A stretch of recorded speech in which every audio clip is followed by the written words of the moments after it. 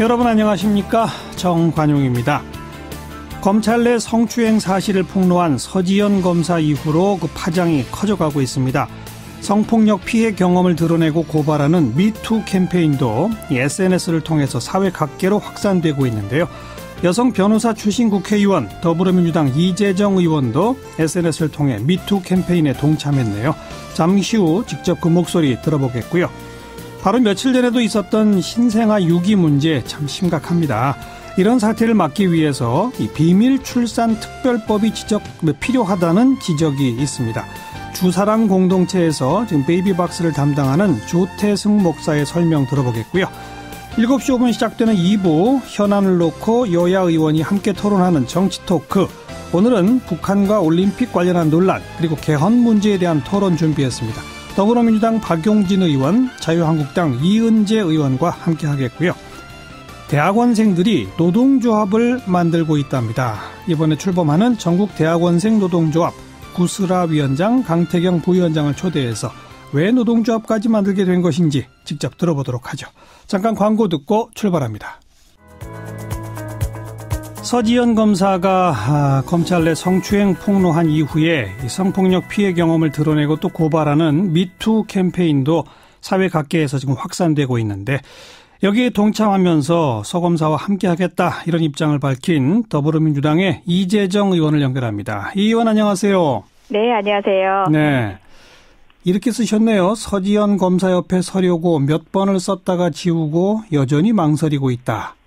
페북창 열어 가득 메우고도 아직도 망설인다. 사실은 미투. 무슨 뜻입니까? 예, 서지현 검사가 힘겹게 말을 이어가던 화면을 봤습니다. 예. 그리고 오만 가지 생각이 들었습니다. 저게 우리나라 미투의 시작일까라고 저한테 자문해 봤을 때 예. 저는 아니요라고 얘기하고 싶었어요. 예. 너무 힘겨웠고 과연 우리가 저 검사의 저 증언을 지켜줄 만큼 용기가 있나 나조차도 생각하고 나니까 그러니까 더 용기를 내야겠다는 생각이 들어서 예. 여러 가지 파장이 있을 수도 있겠다라는 고민, 또 국회의원으로서 스피커가 하나로 몰아지는 이슈 하나로 몰아지는 상황을 감당할 수 있을까 등 여러 가지 고민을 하다가 검사인 서지현 그녀도 결심을 했는데 예. 작은 방식으로라도 공감을 표시하고 싶었고요. 다만 이제 긴 글을 적었다가 사실 짧은 글로 대체한 건 사실이지만 예. 그것은 서지현 검사로 문제된 그 문제의 본질을 바라보게 하는 것에 차라리 동참하고 이슈가 흩어지면서 또 그런 행위나 작은 상황을 가지고 또 언론에서 소비하지 않을까 하는 염려도 사실은 있었습니다. 그런데 그날 밤 페이스북을 올리고 난 뒤에 아침 상황이 되니까 제가 우려했던 방식이긴 했어요. 수많은 언론께서 여러 가지 이제 관심을 보여주셨지만 그 가운데는 또 어떤 피해를 당했는지 듣고 싶다라는 취지가 더 많아서 예. 제가 잠시간은 아마도 우리 정관용의 시사자키 역시도 이제 인터뷰를 요청하셨던 것 같은데 잠시간은 그냥 서지현 검사에게 응원을 준다는 메시지 이상은 아무 인터뷰를 안 했던 것 같습니다. 예. 예.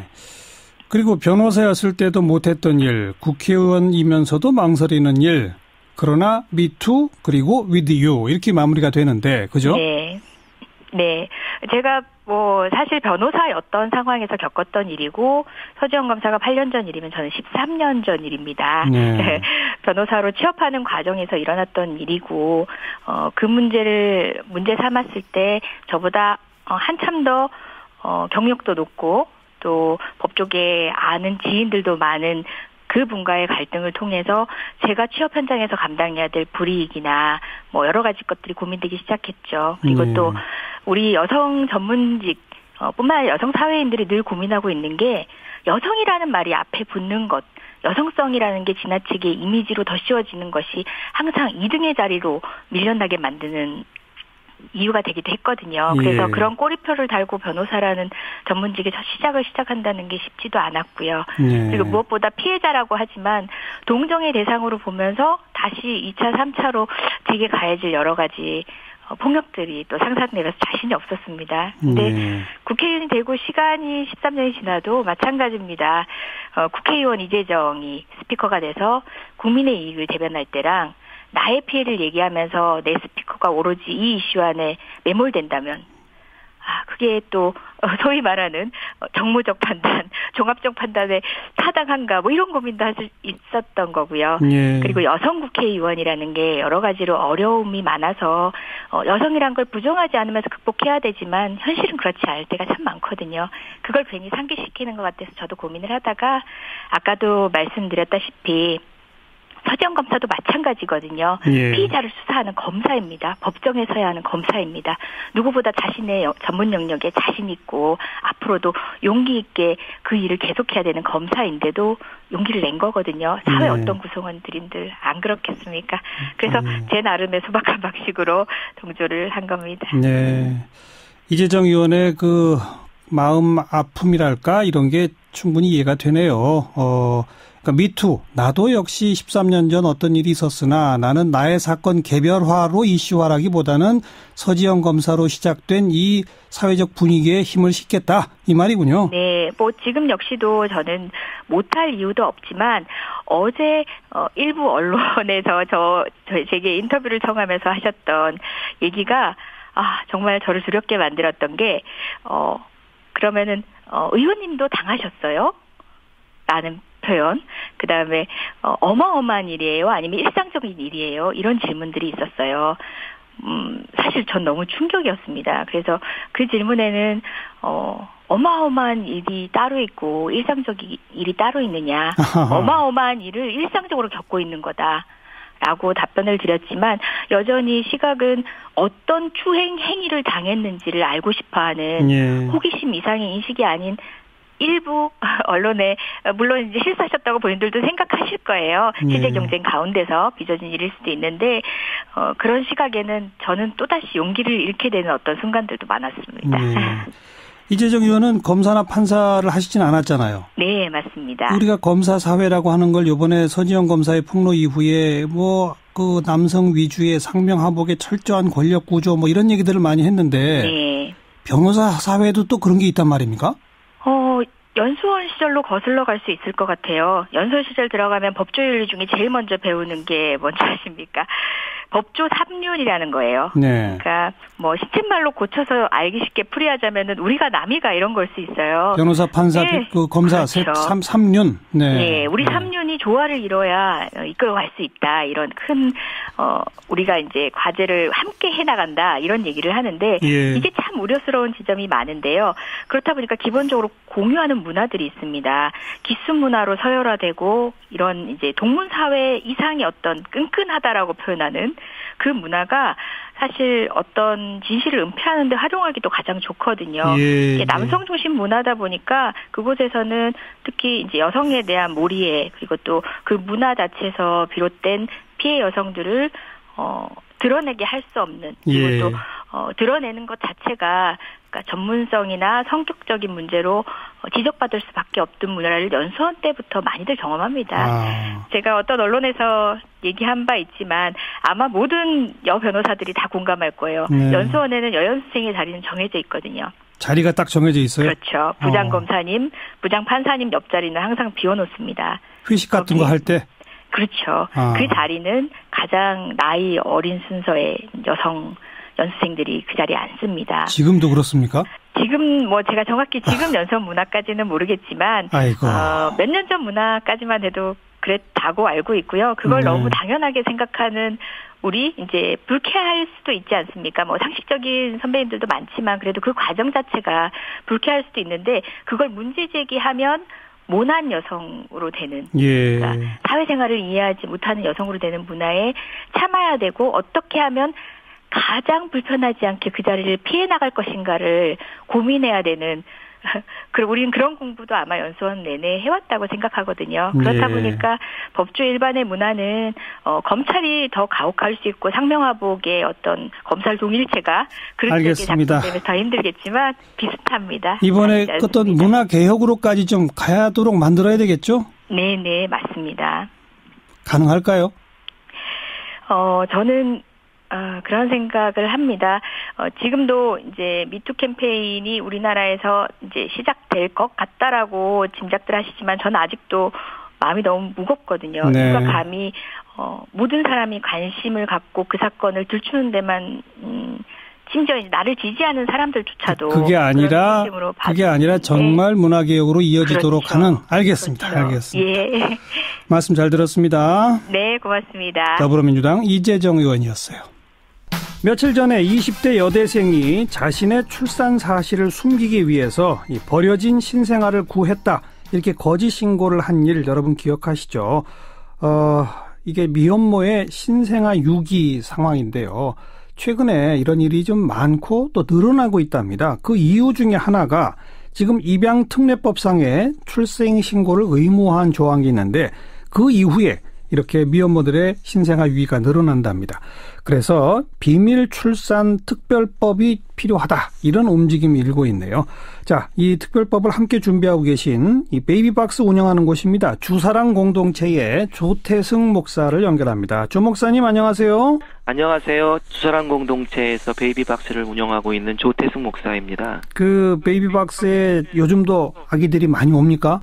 바뀐 게 없으니까요. 매달 평균적으로 한 17명에서 18명, 한 18명 정도의 아기가 베이비박스에 보호되고 있습니다. 어찌 보면 그 며칠 전 광주에서 있었던 그 사건은 자기가 낳은 아기를 자기가 낳지는 않았다고 숨기려고 했지만 어쨌든 자기가 구했다고 한 거잖아요.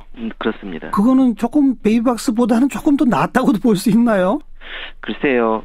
출산 사실을 알릴 수 없는 사람들, 그리고 출생신고에 좀 더 구체적으로 곤란을 느끼는 그러한 사람들이 선택할 수 있는 선택지가 한 3개 정도라고 볼 수 있어요.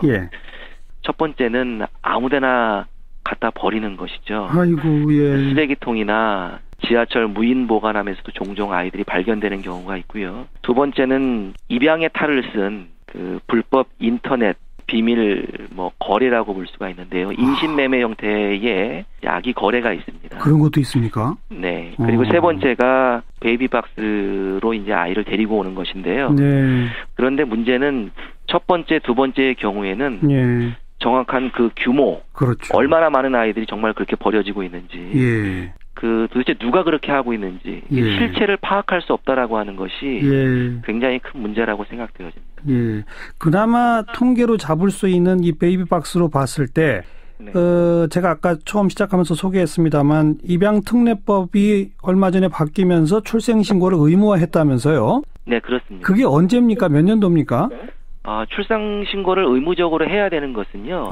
그 전부터 있었던 거고요. 가족관계등록법상에서 당연히 이제 아이를 낳으면 친생부모에 의해서 한 달 이내에 출생신고를 해야 되는 것은 그 전부터 있었는데요. 이게 이제 본격적으로 문제가 되기 시작한 것은 2012년 8월에 입양특례법이 이제 만들어져서 시행되게 되는데 그 법 안에 입양의 대상이 되는 아기는 반드시 친생부모에 의해서 출생신고가 되어야만 입양이 되어질 수가 있다라고 하는 조항이 생기게 된 거예요.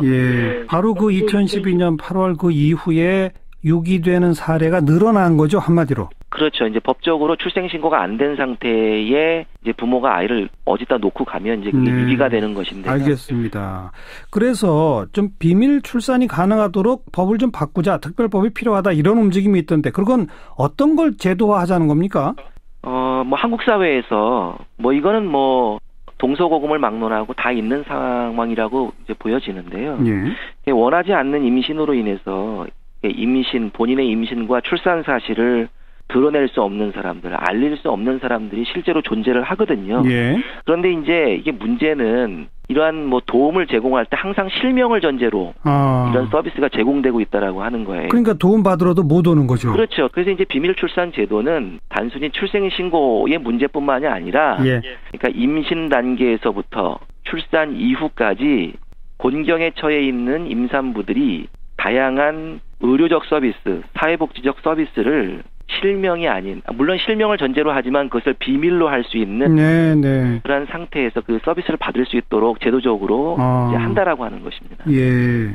그러니까 그런 도움을 주는 기관에 가서 실명은 밝혀야 되지만 저 실명은 철저히 비밀 보장된다. 그걸 보장해주면 많이들 올 거다 이런 얘기인 거죠? 네, 그렇죠. 꼭 필요한 사람들이 그 서비스를 선택할 수 있을 것이라고 생각되고 예. 또 하나는 이제 적극적으로 상담을 해서 친엄마가 아이를 기를 수 있도록 도움도 제공하지만 예. 그럼에도 불구하고 아기를 기를 수 없다라고 하는 경우에는 예. 아기 엄마의 가족관계 등록부에 예. 그 아이의 이름이 올라가지 않도록 예. 출생 사실을 숨겨주는 거죠. 그렇죠, 그렇죠. 이게 이제 또 이제 비밀 출산제의 또 어떤 핵심적인 부분이라고 말할 수 있었죠. 외국에 이런 입법 사례가 있나요?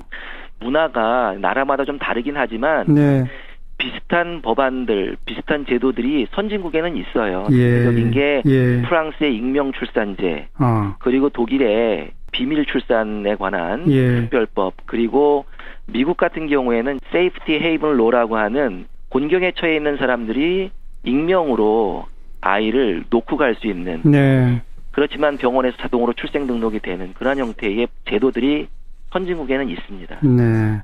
제 기억에 지난 2012년 아까 우리 얘기 나눴던 입양특례법상에 출생신고된 경우만으로 하자 이렇게 이런 그 법적인 조치가 취해진 이유가 가능하면 친모가 아이를 키우는 그런 걸 좀 장려하자라고 하면서 만들어진 건데. 그렇습니다. 네. 근데 지금 말씀하신 특별법도 여전히 그 친모가 아이를 키울 수 있도록 도와주기 위해서 이런 또 비밀 출산이 필요하다는 거군요. 네, 그렇죠. 그러니까 여기는 이렇게 항상 이야기해요. 비밀 출산에 관한 특별법은 태어날 아기 그리고 태어난 아기 엄마 모두를 보호하기 위한 법안이다. 이제 그렇게 네. 이야기합니다. 뭐 곧 발의가 되겠죠? 네, 저희들이 노력하고 있습니다. 그리고 이 법안을 오신환 의원께서 이제 대표 발의를 할 예정인데요. 예. 의원실에서도 굉장히 노력을 많이 하고 있는 것으로 알고 있습니다. 공론의 장에서 함께 좀 진지하게 논의를 해봐야 될 대상입니다. 오늘 여기까지 고맙습니다. 감사합니다. 주사랑 공동체 조태승 목사였습니다.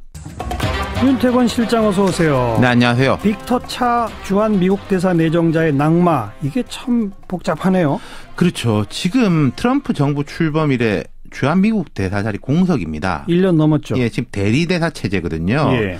그 자리에 이제 빅터 차 미국 전략국제문제연구소 한국 석자가 내정됐었어요. 예. 지난달에는 우리 정부 아그레망도 통과했거든요. 예. 이 이야기는 미국에서 이 사람 대사로 보낼 테니까 별 문제 없지 않겠냐라고 하니까 우리 정부에서 괜찮다. 예. 다 끝난 거죠, 말하자면. 그리고 미국에서 청문회도 다 거쳤고. 그렇죠. 그러니까 온갖 검증을 다 통과했는데 다시 낙마다 이거죠. 그렇죠. 그러니까 이게 왜 낙마했을까? 빅터 차라는 사람은 부시 정부 시절에 이제 NSC, 우리로 치면 청와대에서 한국 담당 국장을 지냈습니다. 네. 그러니까 전문성이라든지 도덕성 등은 이미 검증된 인물이거든요. 이번에 네. 또 검증을 한 거고. 예. 근데 왜 낙마한 거예요, 그러니까? 자, 보도들이 있습니다. 북한에 대한 강경책에 대한 의견이 달랐다. 뭐 무역에 대한 의견이 달랐다. 확인된 건 아니에요. 미 백악관도 그렇고 빅터 차도 그렇고 현재까지는 공식적으로 이런 이유로 내정이 취소됐다는 이야기는 없습니다. 그런데 왜 자꾸 이런 보도가 나오는 거예요? 자, 두 가지죠. 이른바 코피 작전이라고 북한에 대해서 제한적 공격을 하는 이제 계획. 그리고 한미 FTA 파기에 대한 의견이 달랐다는 설이 있어요. 설이에요, 어제. 예. 예. 근데 이게 좀 구체적입니다. 미국의 이제 외교 전문가인 조너선 크리스톨 세계정책연구소 연구원이 CNN에 기고를 했어요. 트럼프의 한국에 관한 어리석은 결정이라는 제목의 글인데 예. 여기 보면은 이 크리스톨이라는 사람은 내가 차석자하고 일부 정치적인 이견이 있을 수 있지만은 그는 미국의 동아시아 동맹에 있어 가장 중요한 전문가 중 한 명이자 지난 20년간 해당 분야에서 가장 중요한 인물이다. 예. 그런데 자기가 생각할 때는 한미 FTA에 대한 의견이 달랐을 것이다라고 기고문에 글을 썼어요. 예, 예. 트럼프 대통령이 계속 이야기하지 않습니까? 한미 FTA 폐기. 뭐 미국 쪽에 더 나은 거래를 위해 재협상 시도하겠다. 이미 지금 협상하고 예. 있잖아요. 예. 그런데 차석자는 FTA라는 틀을 깨면 안 된다라는 입장을 견지했었다는 거예요. 네, 네. 본인이 볼 땐 거기서 아마 충돌이 커져서 트럼프 행정부가 취소를 했을 거다. 네. 이런 거죠. 그건 이제 한미 FTA 문제고. 네. 그다음에 북핵 관련해서는 지금 빅터 차 석좌 본인도 글을 기고했다면서요? 그러니까 이 내정 취소 사실이 워싱턴 포스트하고 이제 워싱턴의 몇몇 언론에 처음으로 보도가 됐어요. 그래서 네. 알려졌습니다. 예. 우리도 흔히 뭐 언론으로 슬쩍 흘리기도 하지 않습니까? 이런 걸. 그 보도된 지 4시간 후에 워싱턴 포스트에 빅터 차의 기고문이 실렸어요. 네. 예방적 대북 공격은 북한 미사일 프로그램을 지연시킬 뿐 위협을 막지 못한다. 답이 아니다. 이 내용은 예방적으로 공격을 한다고 해도 예. 뭐 미군, 한국인, 주일 미군 수십만 명, 수백만 명이 이제 위험에 처할 수 있는데 할 수가 없다. 네. 이런 내용이었거든요. 그런데 그러니까 자기가 취소됐다는 게 알려진 직후에 그 매체에 이걸 기고했다는 것은 4시간만 썼는지 안 썼는지는 제가 모르겠습니다만 아니죠. 준비해놓고 있었을 그렇죠. 거 아니겠습니까? 어떤 의미에서는 이 글을 이미 기고한다는 걸 알고 낙마시켰을 수도 그 있는 거죠. 전후 관계는 이제 우리가 알 수가 없죠. 예. 어쨌든 근데 백악관은 여전히 예방적 대북 공격 카드를 손에 쥐고 있고 싶어 한다. 그렇죠. 빅터 차는 거기에 반대했다. 이건 이제 아예 카드에서 이제 빼야 된다라는 게 빅터 차의 입장이지 않았나. 그러니까 일부에서는 빅터 차도 원래 매파, 강경파로 불리던 사람인데 트럼프는 더 강경파를 원하나 보다. 뭐 이런 얘기들이 나오는 거가 그런 맥락이로군요. 그렇죠. 그게 이제 문제인 거죠. 자, 그렇다면 이제 빅터 차는 보수적인 사람입니다. 예. 그것 때문에 이제 국내에서는 안 좋게 볼 시각도 있어요. 예. 하지만은 그 보수적인 사람의 전문성은 또 인정받는 사람이거든요. 예. 그럼 트럼프 대통령은 전문성보다는 트럼프 대통령에 대한 충성심, 무역이든 대북 문제든 트럼프 대통령의 생각을 무조건 구현한 인물을 시키고 싶어 하는 거 아니냐. 이런 관측이 있는 거죠. 예. 근데 이걸 미국 트럼프 대통령 입장에서 보면은 그런 점은 있을 거예요. 우리라고 치면은 전문성 높은데 대통령과 생각이 다른 사람을 보내겠냐. 아하. 그럼 트럼프 입장은 이제 그럴 수가 있다는 거죠. 예. 거기서 또 이야기가 나온 게 이제 빅터 차가 한국계지 않습니까? 예. 오바마 정부 시절에 성김 대사도 한국계였어요. 그랬죠. 뭐 이것 때문에 그런 거 아니냐 하는데 근데 미국은 이런 데 대한 시각이 우리하고 다르잖아요. 다르죠. 기본적으로 다민족 국가고 예. 성김이나 빅터 차나 미국의 외교 안보 파트 최중심부에 있는 사람이거든요. 그렇다면 이제 자기 조국 미국이죠. 미국에 대한 충성심은 이미 검증받은 사람이기 때문에 한국계라는 거는 별 이유가 아닐 거다. 그렇죠. 그런 예. 차원은 아니지 않겠냐. 그렇다면 애초에 내정을 안 했을 것이고요. 트럼프와 생각이 조금 다른 것 이게 이제 가장 결정적인 것으로 보여지는데 아마도 그렇게 보여진다는 조금 겁니다. 더 기다려봐야 좀 세세한 내막이 나올 것 같아요. 네, 수고하셨어요. 감사합니다. 윤태권 실장이었습니다. 1부 마치겠습니다. 잠깐 뉴스 들으시고 7시 5분에 다시 뵙죠. 오늘 하루 화제가 된 뜬 뉴스들부터 정리해드립니다. CBS의 김현지 기자 안녕하세요. 안녕하세요. 네, 첫 소식은요. 네, 세계적인 명성의 독일 자동차 업체들이 또다시 글로벌 스캔들에 휩싸였습니다. 폭스바겐, 다임러, BMW 등 유명 업체들이 인간과 원숭이를 상대로 가스실 실험을 한 것이 드러난 겁니다. 아하. 하지만 업체들은 연구소에 유해성 실험을 의뢰했을 뿐이다. 연구 방법은 몰랐다면서 책임을 전가해 비난은 더 커졌는데요.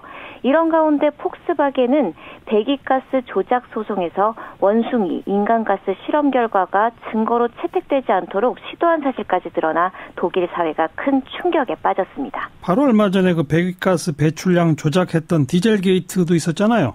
네, 그 디젤 게이트 맞습니다. 이 현지 시각으로 어제 외신에 따르면 폭스바겐이 자사를 상대로 피해 보상 소송을 제기한 원고의 제출 자료를 기각해달라고 요청했는데요. 예. 이 자료가 그 문제의 원숭이와 인간에게 했던 배기가스 실험 결과였던 겁니다. 네. 이에 독일 매체들은 자동차 업체들이 애초 기대와 달리 연구소 실험 결과가 유해하다고 나오자 이를 은폐하려고 했고 내부 이메일을 근거로 폭스바겐 고위급도 연구 사실을 모두 알고 있었다면서 폭로했습니다. 이건 좀 엄정하게 조사해서 법적 처벌을 해야 될 것 같네요.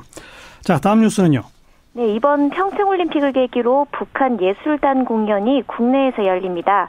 개막 전날인 8일에 강릉에서 또 11일 서울에서 이렇게 총 2번 열리는데요. 예. 이 공간이 제한된 만큼 모두가 다 볼 수는 없겠죠. 그래서 오늘 정부는 관람객 선정 방식을 발표했습니다. 보고 싶으면 어떻게 해야 합니까?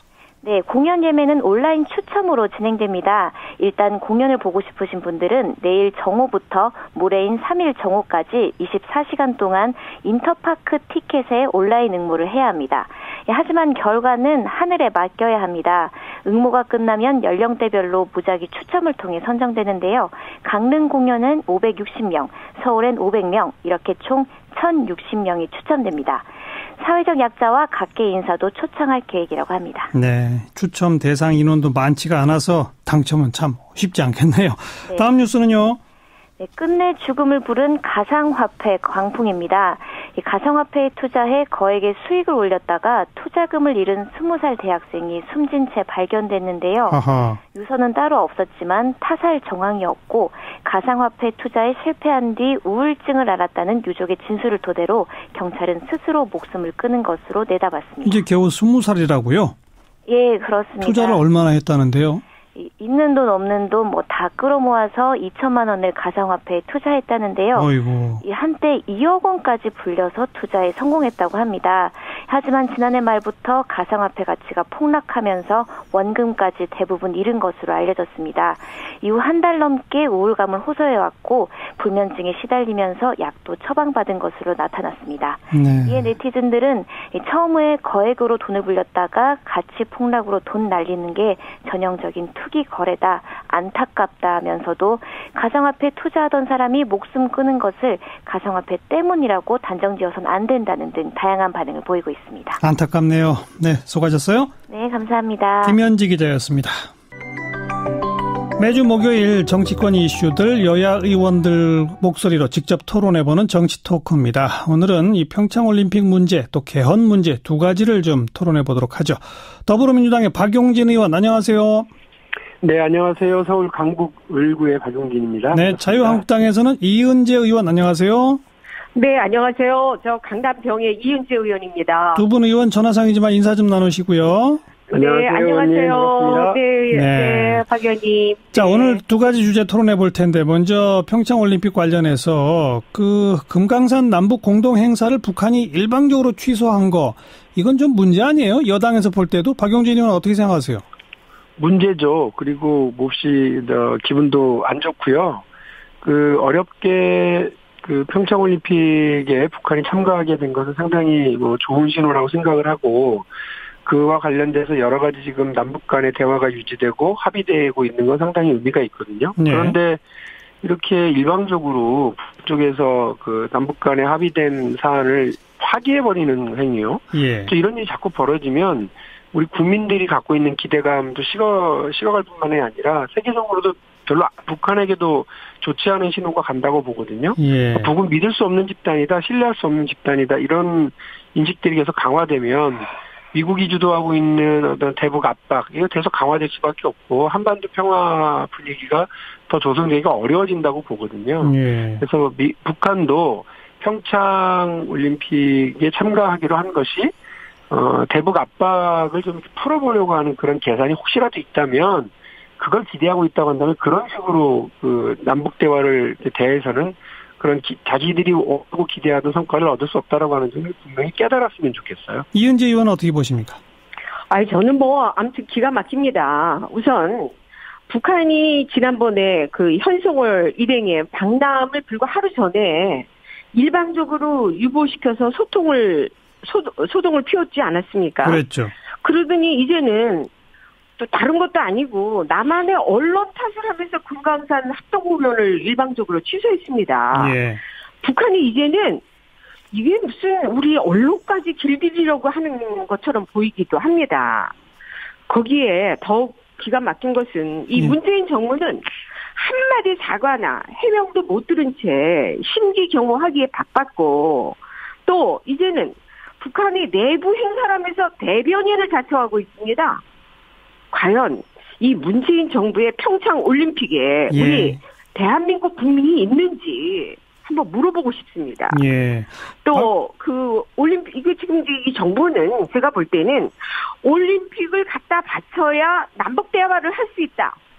그런 생각을 하는 것 같습니다. 예. 그래서 북에서 내려온 정극단은 아무 군소리 없이 식사 대접을 하고 북한의 일방적인 통보에 아무런 항의를 하지 않아야 예. 북한을 자극하지 않을 것이라는 그런 저 자세 지금 국민들은 어떻게 생각하고 있느냐 이게 나라냐 하면서 한탄을 하고 있는 그런 형편입니다. 박용진 의원, 이은재 의원이 지적한 정부는 왜 항의 하나도 안 하고 그렇게 저자세냐 여기에 대해서 한 말씀 하시죠. 아니 문제를 바라보는 시각은 서로 다를 수 있는데요. 적어도 대한민국 국회의원이시면 이런 문제를 대할 때 있어서 정부 비판에 더 열을 올리는 건 적절치 않다고 봐요. 그리고 우리 정부가 대통령이 지난번에 말씀하신 것처럼 한반도 평화와 관련된 상황이 지금 바람 앞에 촛불 같다라고 얘기하면서 여야가 합의하고 온 국민이 힘합쳐서 같이 이 평화로 가기 위한 이 좁은 길을 잘 지켜가자 이렇게 얘기를 하고 호소를 하고 있잖아요. 예. 미국에서조차 그 평창올림픽 잘 되라고 지원 결의안 해서 통과시키는데요. 상원 하원이 다. 우리 의회에서 그 평창 결의안 좀 통과시키자고 그렇게 얘기를 해도 자유한국당은 별 말씀도 없고 지금 계속 평창 올림픽과 관련해서 정부 비방에만 그렇게 열을 올리시면 평창 올림픽 이제 일주일 정도밖에 안 남았는데 그 기운 자체가 자꾸 꺼진다니까요. 그러니까 예. 저는 아니 근데 자유한국당이 평창 올림픽을 지금 비난하는 게 아니잖아요. 평창 올림픽을 그거를 평창 올림픽 자체를 지금 비난하는 게 아니라 좀 잘 좀 해줬으면 좋겠어요. 그거 하나 지금 이거를 말씀드리지 않습니까? 그리고 북한의 태도 이런 태도에 대해서 정부가 너무 안이하게 대응하는 거 아니냐? 어떻게 보면 우리가 이제 평화의 올림픽을 만든다 이렇게 지금 이제 우리 정부에서 계속해서 한다 그러면 이 북핵에 대한 국제 제재 국면을 잊지 말고 예. 상황의 엄중함을 인식해서 북한에 일방적으로 끌려다닐 것이 아니라 단호하게 대처할 필요가 있다는 말씀 드리는 겁니다. 예, 알겠습니다. 그게 맞는 거 아니겠습니까? 이은재 의원 발언 기회를 더 드리면서 아예 여기까지 말씀해 보시죠. 그 문정인 특보가 개인적인 발언이라고 전제했습니다만은 북한이 평창올림픽을 체제선전장으로 이용하려면 그렇게 하도록 하면 된다. 그럼에도 실보다 득이 많다는 발언 어떻게 보세요?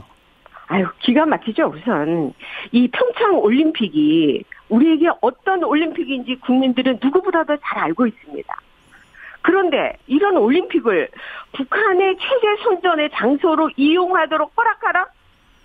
해도 너무한 거 아닙니까?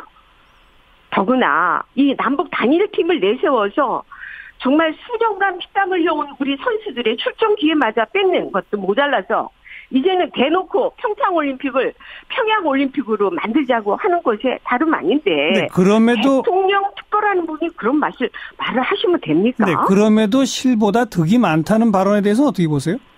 실보다 득이 많다라고 지금 그런 특보가 그렇게 말씀을 하셨지만 우선은 저희가 보면은 득이 많을 게 없습니다. 왜냐하면 그 대표적인 것이 뭐냐면 올림픽 역사상 유례 없이 주최국의 국가 대신 북한에 체제 선전한다고 생각을 해보세요. 대한민국의 정체성이 뭡니까? 그래서 이 올림픽이라고 하는 것은 우리 대한민국의 축제입니다. 그리고 우리 대한민국을 세계에 알리는 알겠습니다. 기회입니다. 그러니까 북한이 와서 국기 못 들고 이래서 우리가 얻을 게 하나도 없다 이런 주장이시고 그렇죠. 박용진 의원 말씀해 보세요. 이게 상당히 피해의식이 강하신 것 같더라고요. 자유한국당 의원님들은. 근데 이게 지금 평창올림픽을 평양올림픽이라고 주장하시는 거는 자유한국당을 말고는 우리 국민 중에 아무도 없으세요. 그러니까 그거 가지고 너무 열 올리실 필요는 없다고 보고요. 그리고 이게 지금 남북 간의 공동 주체가 아니잖아요. 대한민국이 주최하는 올림픽에 북한이 아주 부분적으로 참가하는 거예요. 그래서 북에서도 언론을 통해서 북한 선수들이 참가했다는 걸 노동신문이나 평양 방송이나 이런 데서 낼 거 아닙니까? 중앙통신이. 그거 낼 때 대한민국의 평창에서 했다고 낼 거란 말이에요. 자기 선수들이 어떻게 낼 거고. 만일에요. 북한의 선수들이 일부가 참석하지 않았으면 북의 주민들이 평창에서 동계올림픽이 열리는지도 몰랐을 것이고 우리 대한민국이 얼마나 발전했는지를 알 수 있는 방법도 전혀 없었을 거예요. 북의 선수들 일부가 우리 올림픽에 참여함으로써 대한민국의 발전된 모습 그 평창이라고 하는 중소도시 조그마한 데에서도 이렇게 훌륭하게 올림픽을 치러낼 수 있다라고 하는 것을 확인하는 건데요. 알겠습니다. 그런데 10배는 더해요. 두 분 의원님 잠깐만요. 이은재 의원 잠깐만요. 우리 토론해야 할 주제가 또 하나 있으니까 이 평창올림픽에 북한의 참가로 인한 여러 가지 일련의 행사들 또 이 한반도기를 드는 문제 등등에 대해서 국제적으로 우리가 얻는 게 많으냐 잃는 게 많으냐에 대한 판단 차이는 우리 청취자분들이 하실 것 같고 이번에 이제 개헌 문제 얘기하겠는데요. 네네. 자, 박용진 의원부터 개헌 어떻게 해가야 되는지 짧게 한 말씀부터. 아니 국회에 이제 개헌특위가 있었고요. 그 예. 개헌특위가 이제는 이제 정치특위와 개헌특위가 합쳐져서 정개특위로 이제 가는데, 이 그 특위의 명단을 자유한국당 분들이 너무 늦게 냈었어요. 예. 그러니까 좀 그런 시간 끌기 때문에 좀 답답했는데, 이번에 어쨌든 2월 말에는 하겠다고, 예. 2월 말까지 자체적으로 개헌안을 마련하겠다고 하시니까, 예. 기왕에 나서신 걸음 좀 제대로 국민들 뜻을 받들어서 개헌에 좀 적극적으로 하셨으면 좋겠고요. 예. 지난 대통령 선거 때 자유한국당의 홍준표 대표의 공약사항이기도 했던 우리 정당의 후보자들의 공약사항이 됐던 그 개헌과 관련해서 국민투표를 하는 것도 적극적으로 좀 하셨으면 좋겠습니다. 네. 그리고 이번 가능하면 지방선거 때 같이 하는 것이 좋다. 국민들이 바라는 바니까 또 적극적으로 같이 하면 좋겠고요. 이은재 의원 어떻습니까? 네, 사실 이 개헌은 저희 당에서 먼저 치고 나간 내용이죠. 네. 우리 박 의원님 말씀하신 것처럼. 근데 이제 지금 우리 박 의원님 말씀하신 것처럼 계속해서 지방선거 때 같이 하자. 네. 이렇게 말씀을 하세요. 예. 근데 이거는 사실은 시기는 문제가 아니라고 생각합니다. 정작 중요한 것이 뭐냐? 예. 개헌의 내용입니다. 예. 그래서 이제 이 개헌하면 온 국민이 권력구조 개편을 떠올리는 상황이고, 또 정치권에서도 맨 처음에 이것이 시작이 된 게 뭐냐면 제왕적인 대통령제를 타파해야 한다. 예. 그래서 입을 모아 왔기 때문에 네. 사실은 이제 이런 그 개헌의 논의를 시작을 한 것이고, 예. 그런데 최근에 그 민주당에서는 4년 중임제 대통령제를 고집하고 문재인 정부가 계속해서 이거를 하고 있습니다. 예. 그래서 제가 볼 때는 이 문재인 정부가 이 개헌 의지를 진짜로 가지고 있는지 없는지 상당히 의심할 수밖에 없는. 그럼 이은재 의원 상황입니다. 자유한국당이 선호하는 권력 구조는 어떤 겁니까? 지금 이제 저희는 이제 아직 당론으로 어떤 것을 선호한다 이렇게는 하진 않았어요. 뭐 이은재 의원 또 행정학 전문가시고 하니까 어떤 권력 구조를 선호하세요? 그러니까 이제 저희는 이제 그 동안에는 사실은 이제 내각제 부분도 좀 생각을 해봤고요. 예. 그랬습니다. 그런데 이 부분에 대해서는 아직 저희가 당론으로 어떤 그거를 할 것인지에 대해서는 전혀 논의가 되지가 않았기 때문에. 언제 당론을 정하게 되나요? 당론은 아마 조만간에 저희가 지난번에 한번 1차 워크숍을 했습니다. 지난주 월요일에 29일에 한번 했기 때문에 이제 2차 워크숍을 또 이제 할 겁니다. 그렇게 되면 아마 상당히 좋은 안이 나오지 않을까 이렇게 보고 있습니다. 저희 더불어민주당은 오늘 의원총회를 진행을 했고요. 그래서 이제 이은재 의원님께서는 일단 개헌과 관련해서도 정부 비판을 우선적으로 하고 계시는데, 저희가 오늘 무려 3시간, 4시간을 토론했는데도 불구하고 권력구조 문제를 어떻게 할 건지를 결론 못 내를 내일 본회의 이후에 또 모이기로 했어요. 그래서 아직 저희도 당론 토론을 진행하고 있다. 라는 거 말씀을 드리고요. 개헌이라고 하는 게 권력구조가 중요하긴 합니다만 그것만 논의하는 게 아니잖아요. 사회권, 기본권 다양한 부분을 30년 만에 고치는 부분이기 때문에 그 부분에 대한 논의까지 오늘 충실하게 다 진행했거든요. 자유한국당이 나머지 공부를 좀 하셔서라도 진도는 빨리 따라오셨으면 좋겠습니다. 근데 아무튼 두 당 다 아직 당론은 없는 상태고 더 내부 논의를 하겠다는 입장인데, 이은재 의원 아까 시기보다 중요한 건 내용이라고 하셨잖아요.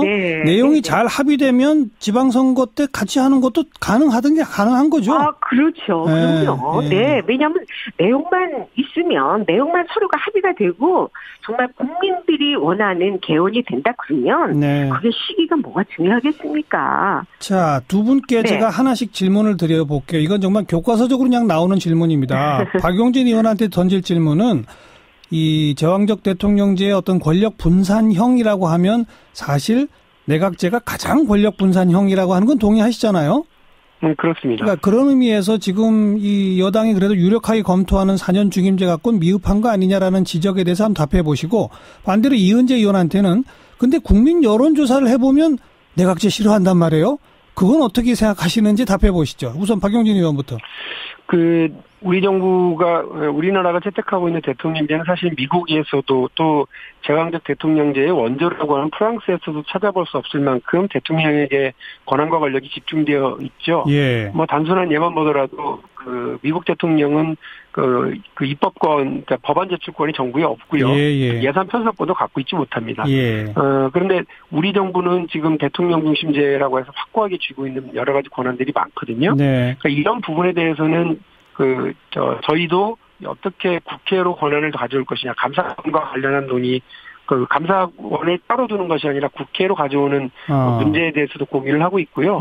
대통령의 권한을 또 어떻게 분산시킬 건지에 대한 고민도 하고 있습니다. 또 대통령과 중앙정부가 쥐고 있는 권한을 그 지방으로 분산시키기 위한 지방 분권형 개헌에 대한 고민도 같이 진행하고 있거든요. 그래서 그 부분이 그 4년 중임제, 그러니까 4년 중임제로 대통령 그 권력 기간만 늘린다라고 하는 보실 게 아니라 알겠습니다. 어떤 내용으로 대통령제를 가져갈 거냐라고 하는 4년 중임제라 하더라도 지금의 대통령 권력을 많이 빼는 4년 중임제가 충분히 있다 이 말씀으로 듣고 이은재 의원.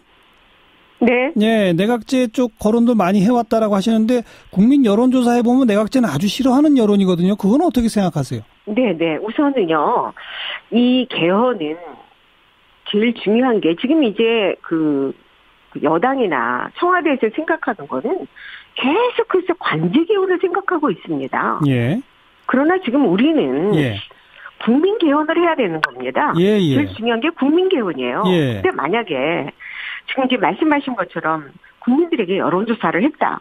그 여론조사를 했는데 내각제에 대해서 그렇게 반응이 많이 좋지 않았다. 그거는 이제 저희가 뭐 이제 여러 가지 공청회도 해봐야 되고 그다음에 각 지역별로 다니면서 지역에 있는 국민들의 그 여론을 전부 다 저희가 취합을 아마 하게 될 것 같습니다. 그러고 나서 하기는 하지만 이게 가장 중요한 거는 국민의 뜻이 어디에 있느냐. 그러니까요. 네, 국민의 뜻을 우리가 그러니까 예를 든다 그러면 지금 이제 4년 중임제, 지금 뭐 4년 중임제의 어떤 제왕적인 성격을 뗀다. 사실은 우리 미국 대통령 선거제에서 보지 않았습니까? 근데 아무튼 여론을 보면 4년 중임제 찬성이 제일 많아요. 그러니까 이제 이거는 상당히 이제 단순한 논리에서 그렇습니다. 왜냐하면 그다음에 우리 미국식에서 이제 봤지만 그러나 지금 이제 영국식 그 모델이라든지 또는 일본식 모델도 있지 않습니까? 그건 다 내각제죠. 네, 글쎄 그러니까 그런 모델 내각제 모델이 있기 때문에 그런 모델에 대해서 우리가 이제 국민들 그 공청회를 하고 그러면 국민들한테 더 알려주면 여론이 바뀔 수도 있다. 달라질 가능성이 저는 알겠습니다. 이렇게 보고 있습니다. 아무튼 이 두 당은 지금 제가 드린 질문, 국민 여론 분포가 어떤지 또 정말 권력 분산은 어떤 것인지에 대한 고민들을 더 좀 해 가셔야 할 것 같네요. 오늘 여기까지 수고하셨습니다, 두 분. 네, 감사합니다. 더불어민주당의 박용진 의원, 자유한국당 이은재 의원이었고요. 아마도 이제 국회 개헌특위나 이런 곳에서 지금 제가 이 두 분과 함께 나눈 이런 대화들이 가장 핵심적인 의제로 논의가 될 겁니다. 어떤 결론을 내리게 될지 여러분도 정말 계속 관심 갖고 참여해 주시길 바랍니다. 사운드 오브 뉴스입니다. 김민아 기자 어서 오세요. 안녕하세요. 들어볼 소리요. 앞에서도 잠깐 얘기하셨을 텐데 자유한국당 김성태 원내대표의 교섭단체 대표 연설이 참 화제인데요. 이 소리를 들어보시죠. 우리는 지난주 밀양 화재 참사에서 또다시 이 정권의 무능을 봤습니다. 안전한 대한민국을 만들겠다던 문재인 정부는 도대체 어디에 있었는지 묻지 않을 수 없습니다. 문재인 대통령은 제천에 이어 밀양에서도 또다시 안타깝다고만 말하고 있습니다. 저는 안타깝다고 말하는 문재인 정권이 더 안타깝습니다. 말만 겉만 번지르르 한 보여주기 정치, 이미지 정치 필요 없습니다. 제발 이미지 쇼통 그만하시고 국정 운영의 진정성을 보여주시기 바랍니다. 지난 12월 1일 이 두 달간의 이런 사회적 참사로 100명이 넘는 사람들이 죽어나가도 눈 하나 깜짝하지 않는 정권이 바로 이 문재인 정권입니다. 이것이 문재인 정권이 아주 강한 톤의 정부 비판이네요. 그렇습니다. 야당이 교섭단체 대표 연설을 하면은 물론 뭐 정부를 대개 비판을 하는데요. 오늘 나온 연설은 뭐 상당히 노골적이고 자극적인 방식이어서 이게 참 일반적이지는 않다 이런 얘기들이 많이 나오고 있습니다. 국회 현장에서 막 술렁이기도 하고 여야 의원들이 뭐 입씨름도 하는 그런 장면도 있었는데요. 예. 어쨌든 뭐 선거 앞두고 계속 정권의 각을 강하게 세우겠다 이 의지는 뭐 확실히 보여준 것 같습니다. 또 한겨레 보도를 보면은요, 이 김성태 원내대표가 애초 정해진 연설문에서 좀 벗어나는 그런 말들을 많이 했다 이런 얘기도 같이 나오고 있는 어떤 대목들이 연설문에 없었던 대목들이랍니까? 예를 들면 권양숙 여사 뭐 640만 달러 의혹 또는 이재명 성남시장의 네이버 40억 협찬론 이런 얘기는 이제 애초에 원고가 없었다라는 게 한겨레 보도 내용이고요. 또 문재인 대통령 생일 광고에 대한 비난 내용도 애초에 연설문에 없는 표현들이 이제 동원돼서 이제 제기가 됐다고 하고 이외에도 대통령의 비서진을 뭐 정치보복 전문가, 반미 친북, 뭐 감성파리, 언론 협찬 전문가 이렇게 얘기한 대목도 원래 연설문에는 없는 표현이라고 합니다. 다른 정당들 반응은 어땠습니까? 다들 이제 좋은 반응들은 아니었는데요. 여당은 당연히 뭐 근거 없는 의혹 제기만 하고 자기 반성은 없고 제1야당의 품격도 지키지 못하고 남탓만 했다 이렇게 반응을 했고요. 국민의당도 정책 철학에 근거한 건강한 비판이 아니라 원색적 비난만 앞세웠다면서 좀 부정적으로 평가했습니다. 바른정당 역시도 제1야당이라면 문제 제기를 넘어서 문제 해결을 위한 해안을 내놓을 책임이 있는데 그런 것을 찾을 수가 없었다 이렇게 평가를 했고요. 정의당의 경우에는 자유한국당이 국회의석을 과도하게 차지하고 있어서 이런 일이 벌어졌다라면서 선거제도를 개혁해야 된다 이렇게 주장을 했습니다. 네, 다음 뉴스요. 오늘 정부가 국가균형발전 비전 선포식을 개최를 해서 여러 가지 이제 방안을 내놨는데요. 지역주도 자립적 성장 기반 마련을 국가균형발전의 목표로 설정하고 일자리 및 복지, 도시재생 뉴딜, 혁신도시 시즌2 등 관련된 정책들을 추진하겠다라는 내용이었습니다. 또 공공기관 이전, 공공기관 지역인재 채용비율 상향 이런 것들도 언급이 됐는데요. 이를 위해서 뭐 여러 지자체들이 공공서비스를 공동으로 공급하거나 공동사업을 추진하는 경우에 지자체 간 공동 권역을 상생 협력 벨트로 지정을 해서 중앙정부 권한을 대폭 이양하겠다 이런 계획도 담겨 있다고 합니다. 당연히 지방 분권 개헌 얘기도 나왔겠죠? 그렇죠. 앞서 국가균형 발전안 이 내용도 국회 협조가 필요한 부분이 있는데 핵심적으로는 좀 개헌이 돼야 이루어질 요소들도 있었다는 거죠. 그래서 문재인 대통령은 좀 힘을 모아달라 이런 취지의 발언을 하면서 6월 지방선거에서 개헌 국민투표에 대해서도 협조를 해달라 이런 당부를 특별히 했습니다. 지방 분권 확대를 위한 개헌은 지금 여야 정치권 사이에서도 이견이 없기 때문에 먼저 처리를 해달라 이런 취지의 발언도 나왔는데요. 앞서 얘기했듯이 뭐 정치권은 6월 지방선거와 같이 이제 그 투표가 이루어지지 않으면 앞으로 개헌의 기회는 좀 없지 않겠느냐 이렇게들 보는 모양이죠. 오늘 한화 큐셀 이거 사업장을 직접 방문했다고요? 그렇습니다. 이것도 지역균형 발전과 무관하지 않은 얘기인데요. 문재인 대통령이 방문한 곳은 하나큐셀의 충북 진천 사업장인데 하나그룹은 2014년에 본사를 서울에서 세종시로 이전을 한 것을 시작으로 해서 뭐 계열사들을 지방으로 속속 이전하고 있어서 뭔가 이제 정부의 지방 분권화에 맞는 그런 모습을 많이 보여줬다. 이런 평가를 지금 받고 있는 상황이라고 합니다. 또 오늘 하나큐셀 노사는 일자리 나누기 공동선언식 이걸 진행하기도 했는데 이것도 뭔가 정부의 국정과제 중 하나인 근로시간 단축을 통한 일자리 나눔 이것을 보여줄 수 있는 예인 것 같다라는 평가가 있어서 여기에 대통령이 직접 간 게 그런 측면이 있고요. 네. 그 외에도 하나큐셀의 주요 생산품이 태양광 모듈이거든요. 아하. 이거 이제 미국의 세이프가드 문제를 갖고 이제 어떤 메시지를 주기 위해서 문재인 대통령의 방문 일정이 짜였다. 이런 얘기도 같이 나오고 있습니다. 예. 실제로 문재인 대통령은 기업 피해를 최소화하도록 노력하겠다라고 이것과 관련해서 얘기를 한 상황입니다. 네. 다음 뉴스는요? 박근혜 전 대통령이 새누리당 시절에 국회의원 공천 과정에 불법 관여해서 공직선거법을 위반한 혐의로 또 추가 기소됐는데요. 이로써 박근혜 전 대통령은 삼성 뇌물수수, 미르케스포츠재단의 기업 출연 강요, 국정원 특활비 수를 포함한 21개 혐의로 재판을 받게 되는 상황에 처했습니다. 이야. 중요한 건 이걸로 전부가 아니라는 것이죠. 또 뭐가 있어요? 박근혜 전 대통령이 최순실 씨를 통해서 서울 서초구 헌인마을을 뉴스테이 사업지구로 지정해달라는 청탁을 받고 국토교통부에 지시를 내렸다는 의혹, 이게 이제 수사 중인 상황이고요. 또 세월호 참사 당일에 보고시간 조작 의혹, 이것에 대해서도 박근혜 전 대통령의 관여 여부를 밝혀야 되는 그런 상황이기도 합니다. 그런데 박근혜 전 대통령은 다 검찰 조사를 거부하고 있기 때문에 좀 결론이 나오기까지는 시간이 오래 걸릴 것이다. 이런 얘기가 나오고 있습니다. 그러니까 이번에 추가 기소된 건 공천 과정에 어떻게 관여를 했다는 겁니까? 2016년에 4.13 총선을 앞두고 청와대가 당선 가능성이 큰 대구와 서울 강남권에 친박계 인사들을 공천하기 위한 계획을 세웠다. 그리고 이를 위해서 총 120여회에 달하는 불법 여론조사를 하게 했다라는 건데요. 이때 이제 불법 여론조사 비용이 상당했는데 이 4억 원 정도는 청와대 자체 예산이 들어갔고 나머지 비용은 조달 방법이 마땅치 않아서 국정원에 이제 자금 지원을 요청한 것으로 파악이 된다는 것이죠. 그래서 당기 현기환 전 정무수석과 의원과 그 후임이었던 김재원 자유한국당 의원이 이 자금을 받는데 관여한 것으로 파악이 됐고 이와 관련해서는 서울 북악스카이웨이 도로상 주차장에서 현금을 주고받았다. 이런 보도도 이미 나온 바 있죠. 예. 청와대는 이후 여론조사에 들어간 비용 중에 청와대 예산으로 지출한 4억 원에 대해서 정책 관련 여론조사를 했다. 이렇게 허위 증빙을 한 이후에 선거 관련 여론조사비로 불법 조정했다. 이런 얘기도 나오고 있습니다. 네, 다음 뉴스는요.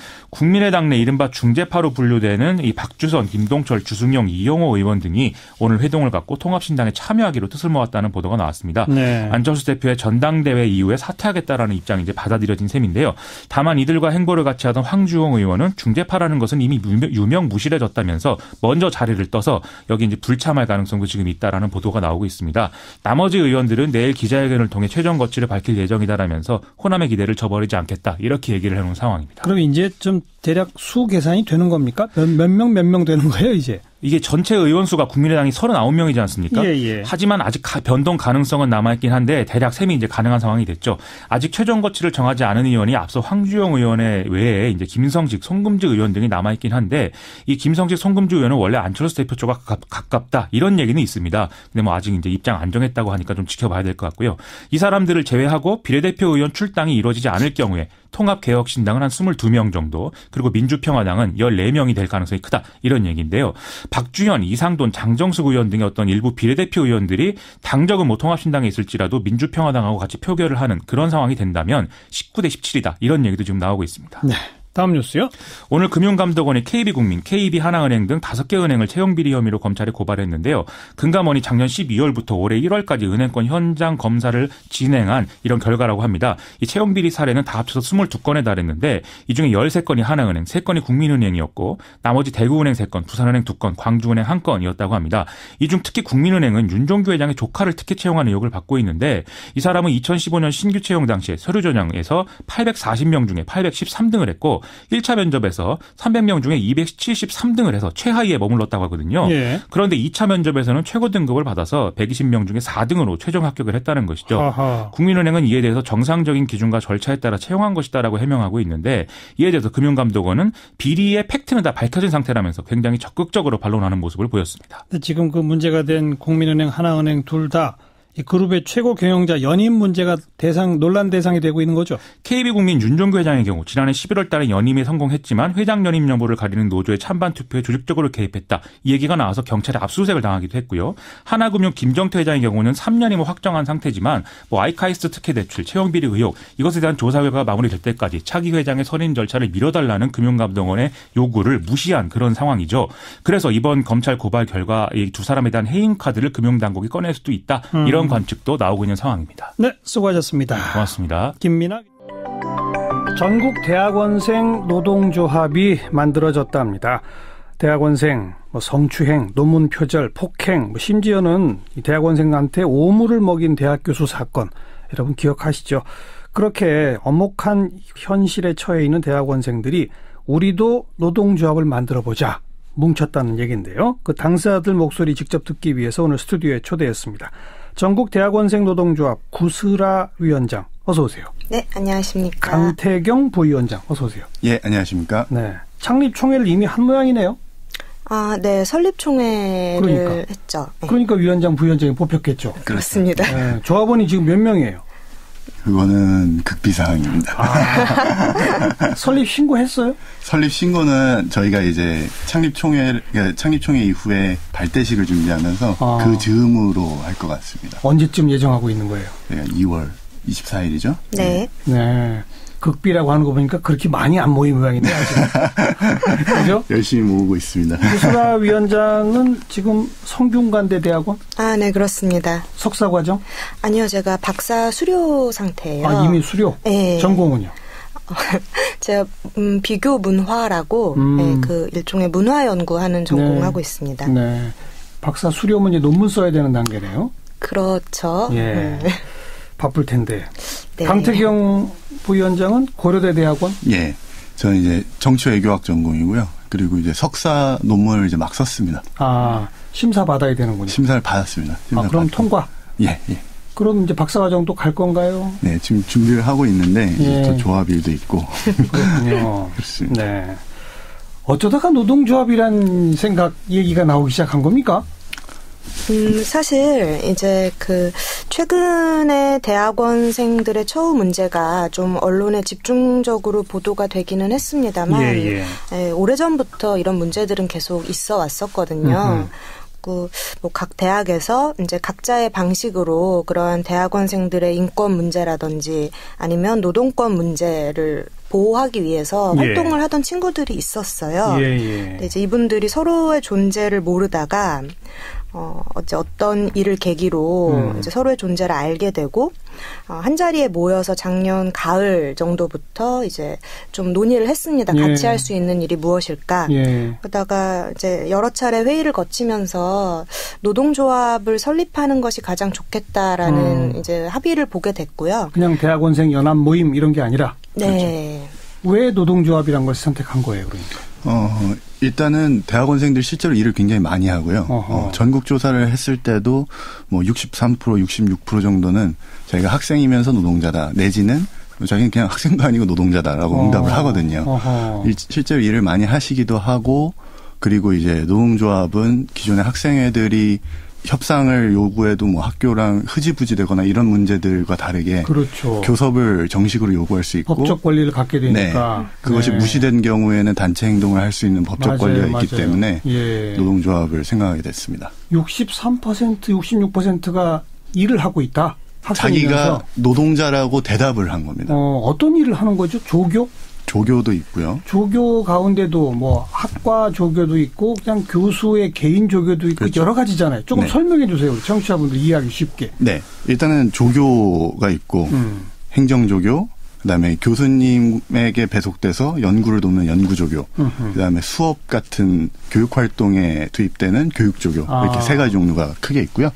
그다음에 이제 이공대생들 경우가 많은데 군 복무를 대체하는 연구원들이 있습니다. 그리고 관과 민간에서 발주하는 프로젝트가 굉장히 많은데 그 프로젝트에 투입되는 다양한 대학원생들이 있고 연구 프로젝트에 프로젝트 이제 연구원으로 소속되는 그렇군요. 그래서 뭐 석사 과정이든 박사 과정이든 거기 혹은 수료생이라도 거기에 이제 소속되어서 일을 하는 분들이 굉장히 많고요. 그다음에 일부는 이제 뭐 박사 과정이신 분들이 주로 그렇게 되는데 강사로 수업을 하시는 분들도 계시고 시간 강의. 그다음에 이제 여러 학회들이 있는데 그 학회들이 돌아가기 위해서 진행하는 업무들을 담당하는 학회 간사들도 있습니다. 그렇죠. 네네. 그래서 이게 생각보다 보이지 않게 일을 하는 분들은 곳곳에 굉장히 많고 그리고 스스로도 나는 학생이지만 또 동시에 일을 하는 노동자라고 그렇게 스스로 생각하고 계십니다. 그렇게 조교나 간사나 연구원 하면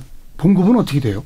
직책에 따라서 또 학교에 따라서 학과에 따라서 굉장히 천차만별이기 때문에 또 좀 박사과정이냐 석사과정이냐 이런 것도 다르고 좀 종합해서 말씀드리기가 약간 어려운 측면이 있는데라도 최대한 축약을 해서 말씀드리자면 일단 사립대에 있는 학과 사무실 조교들 같은 경우는 행정조교 현재 성균관대학교의 경우도 그러하고요. 이제 그분들이 임금을 받는 게 아니라 장학금 형태로 그 노동에 대한 대가를 받고 있어요.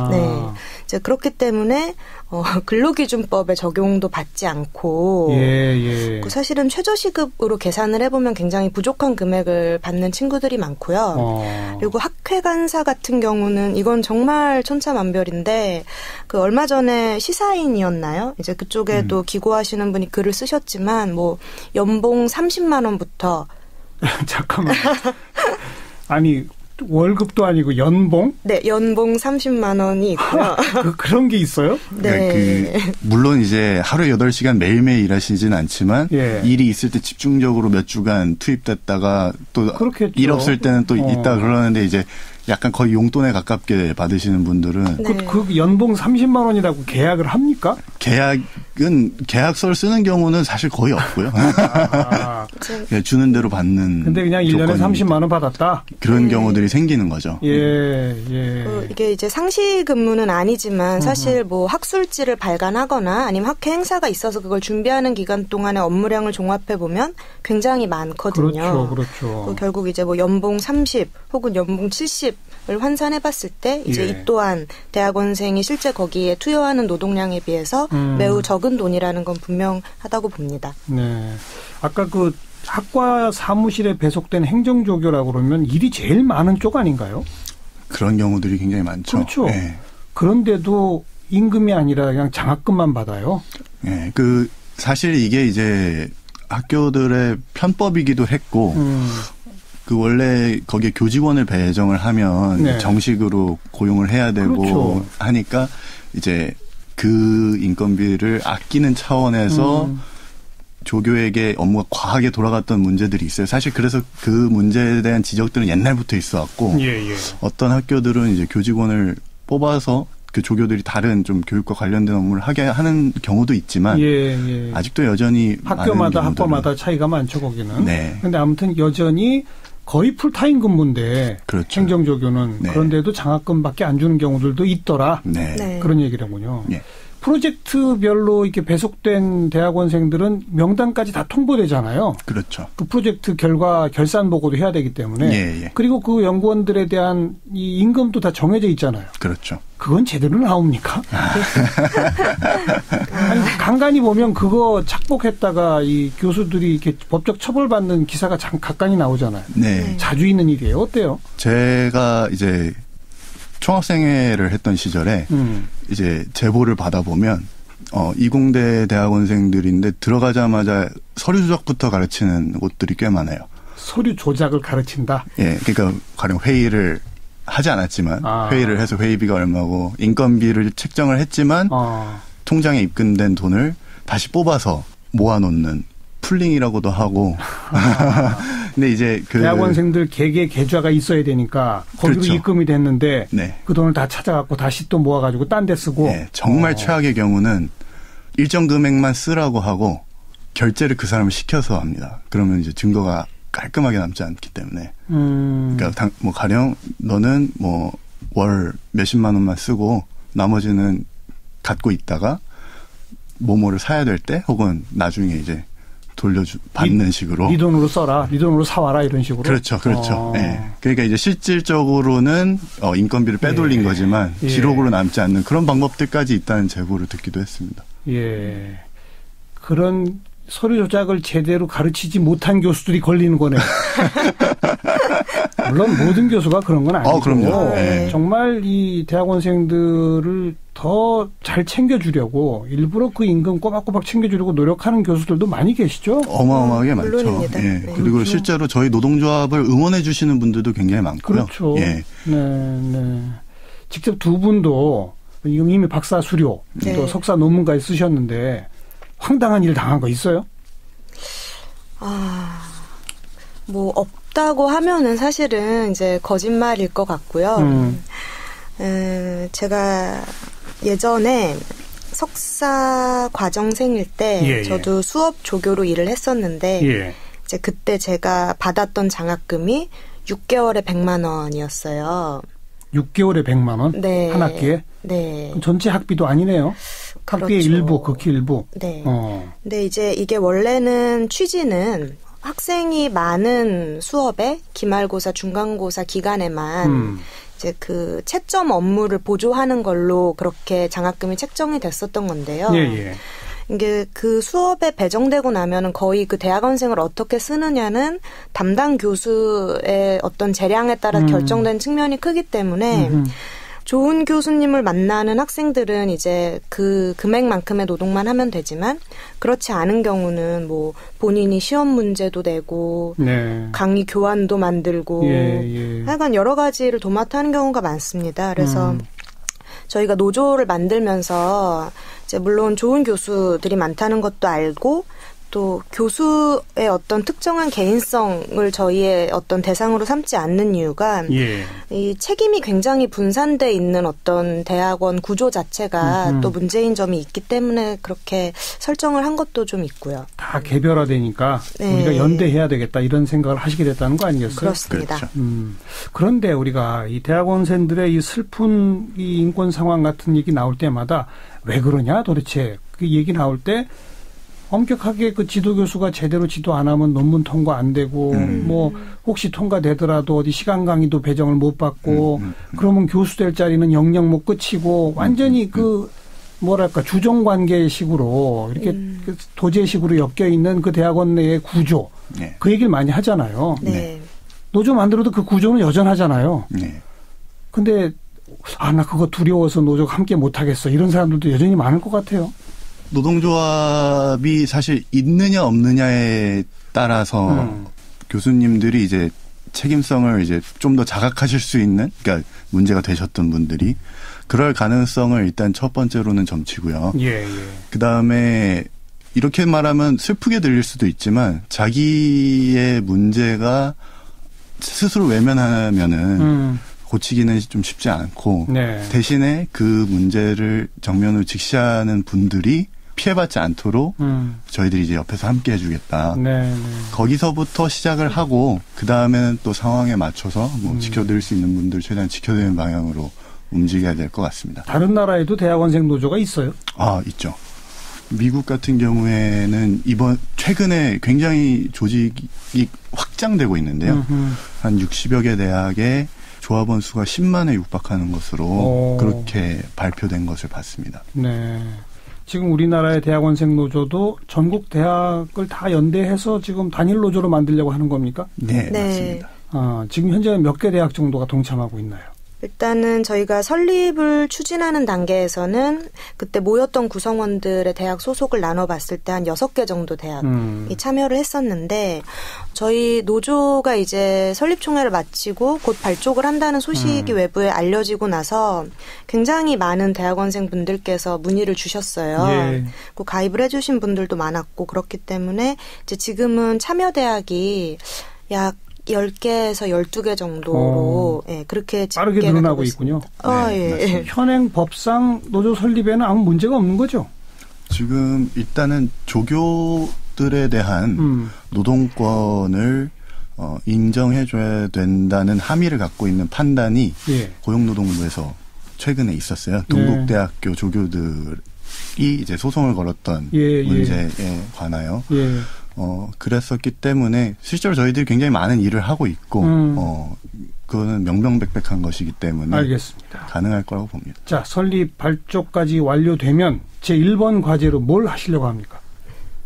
사실은 이 대학원생 노조가 노동조합의 제목을 가지고 있지만 대학원 사회 문제를 봤을 때 노동권 문제만 건드릴 수는 없을 것 같고요. 어쩔 수 없이 이제 인권에 대한 투쟁도 같이 가야 되는데 일단 기본적으로는 그 2018년 신학기를 맞이하여 기존에 있던 이제 대학원생 근로장학생들, 그러니까 조교들이죠. 정리해고하려는 그런 제보가 많이 포착이 되어서요.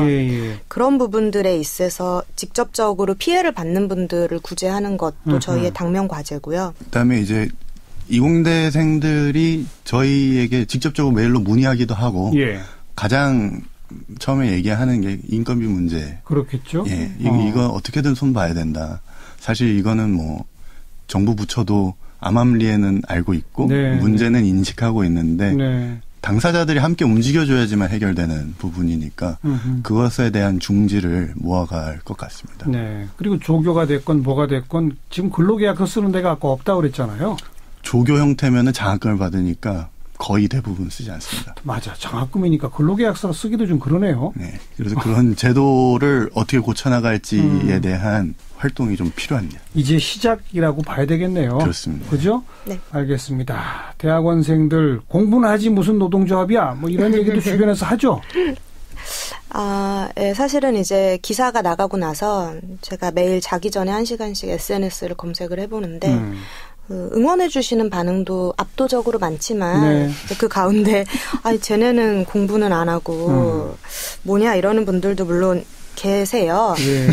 근데 이게 뭐 이제 마냥 섭섭해하거나 이럴 건 아닌 것 같고요. 아무래도 90년대 후반 이후에 전반적인 대학 현황이 많이 바뀌었는데 이제 그런 부분들이 외부에는 많이 알려지지 않다 보니까 좀 오해를 하시는 분들도 있고 사실 그런 분들한테 지금 현재 대학 상황이 어떤지를 알려드리는 것도 노조가 해야 할 일이라고 생각을 하거든요. 그렇죠. 네. 공부나 하지 웬 노조야라고 하는 분들한테 쉽게 이렇게 답하시면 돼요. 공부 제대로 하려고 노조합니다. 맞습니다. 지금은 교수님들 때문에 공부를 제대로 못해요. 일부 나쁜 교수님들 때문에 네. 이렇게 말씀하시면 쉽죠. 그리고 또 이제 항상 하는 생각이 만약에 지금 이 객관적인 조건들을 바꾸지 않는다면 저도 나중에 교수가 되거나 그렇죠. 물론 그럴 가능성은 굉장히 낮기는 합니다만. 되셔야죠. 무슨 소리예요. 아무튼 이제 제가 뭔가 사용자 비슷한 입장에 섰을 때 그 불합리한 구조 안에서 제 뒤에 오는 후배들한테 잘못하지 않으리라는 보장은 없다고 생각하거든요. 예. 지금 바꿔야 된다고 생각합니다. 네. 이 청취자분들이 아마 지금 다들 입 앞에 이렇게 근질근질 하신 게 정관용 넌 제대로 하고 있냐? 아마 이러실 거예요. 저도 교수고 대학교 교수이기 때문에 한마디로 그냥 저는 두 분 응원합니다. 감사합니다. 오늘 좋은 말씀 잘 들었습니다. 네, 감사합니다. 조합 가입 꼭 해주십시오. 네. 전국 대학원생 노조의 구슬아 위원장, 강태경 부위원장 함께 만났습니다. 시작기 오늘 여기까지입니다. 내일 다시 뵙죠. 안녕히 계십시오.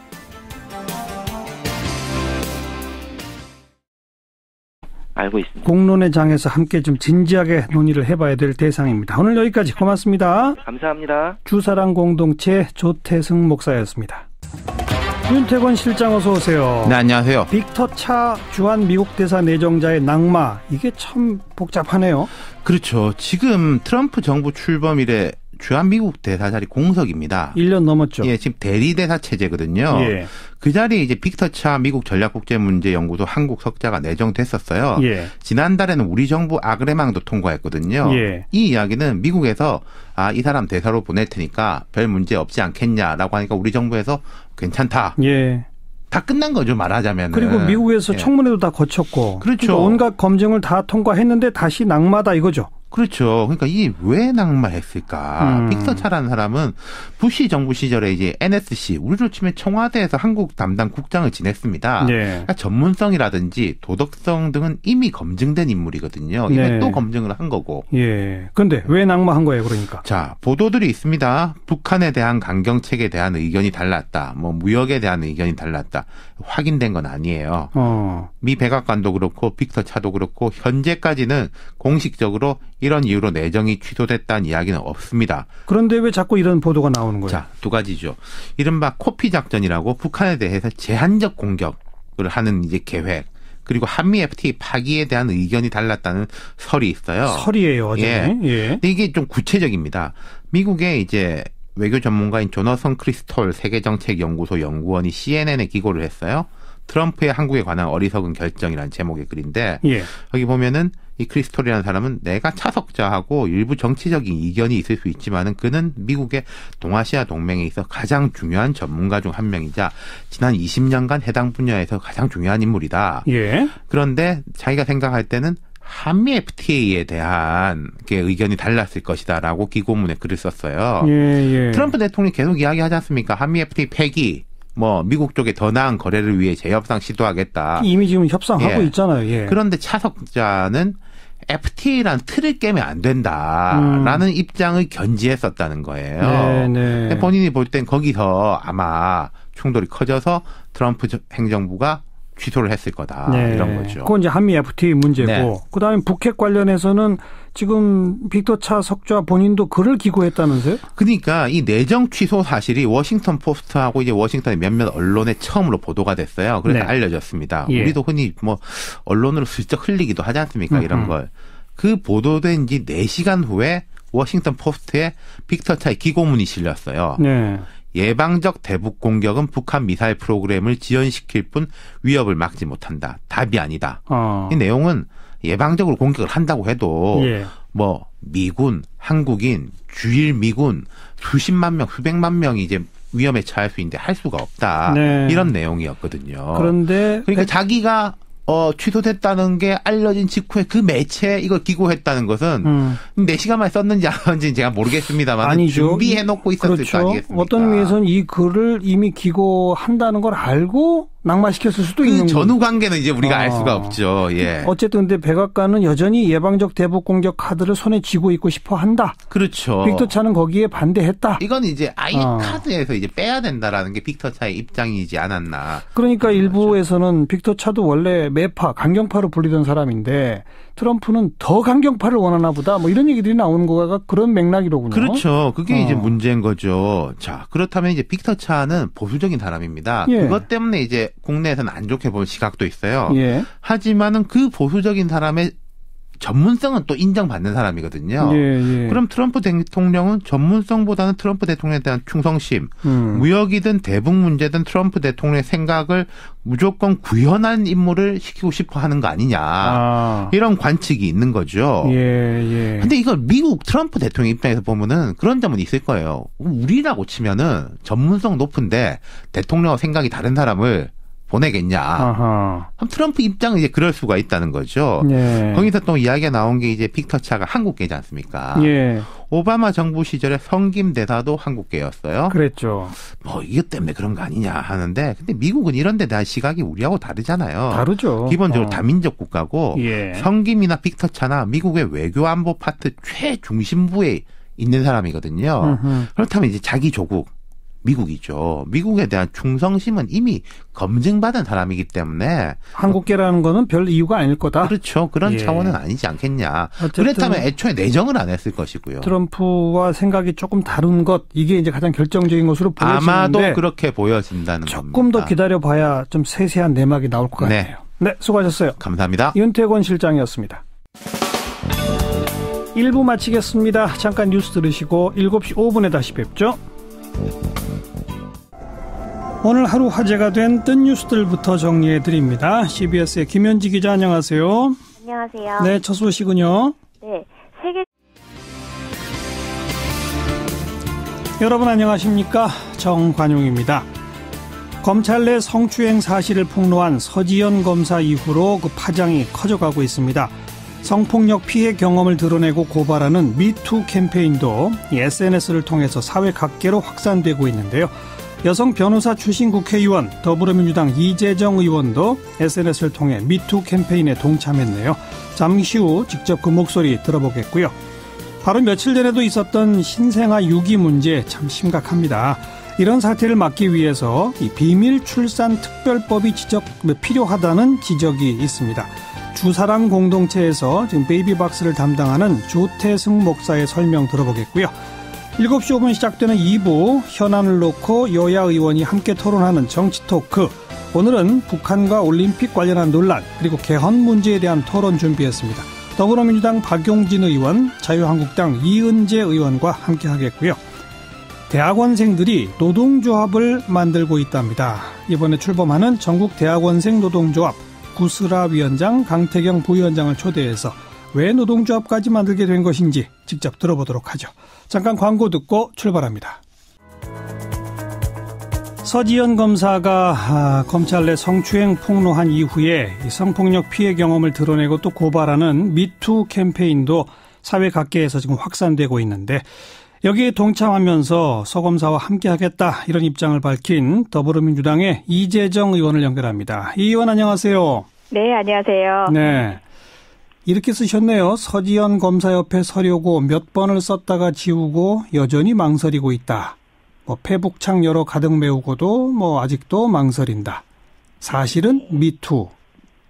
무슨 뜻입니까? 예. 서지현 검사가 힘겹게 말을 이어가던 화면을 봤습니다. 예. 그리고 오만 가지 생각이 들었습니다. 저게 우리나라 미투의 시작일까라고 저한테 자문해 봤을 때 예. 저는 아니요라고 얘기하고 싶었어요. 예. 너무 힘겨웠고 과연 우리가 저 검사의 저 증언을 지켜줄 만큼 용기가 있나, 나조차도 생각하고 나니까 그러니까 더 용기를 내야겠다는 생각이 들어서 예. 여러 가지 파장이 있을 수도 있겠다라는 고민, 또 국회의원으로서 스피커가 하나로 몰아지는, 이슈 하나로 몰아지는 상황을 감당할 수 있을까 등 여러 가지 고민을 하다가 검사인 서지현 그녀도 결심을 했는데 예. 작은 방식으로라도 공감을 표시하고 싶었고요. 다만 이제 긴 글을 적었다가 사실 짧은 글로 대체한 건 사실이지만 예.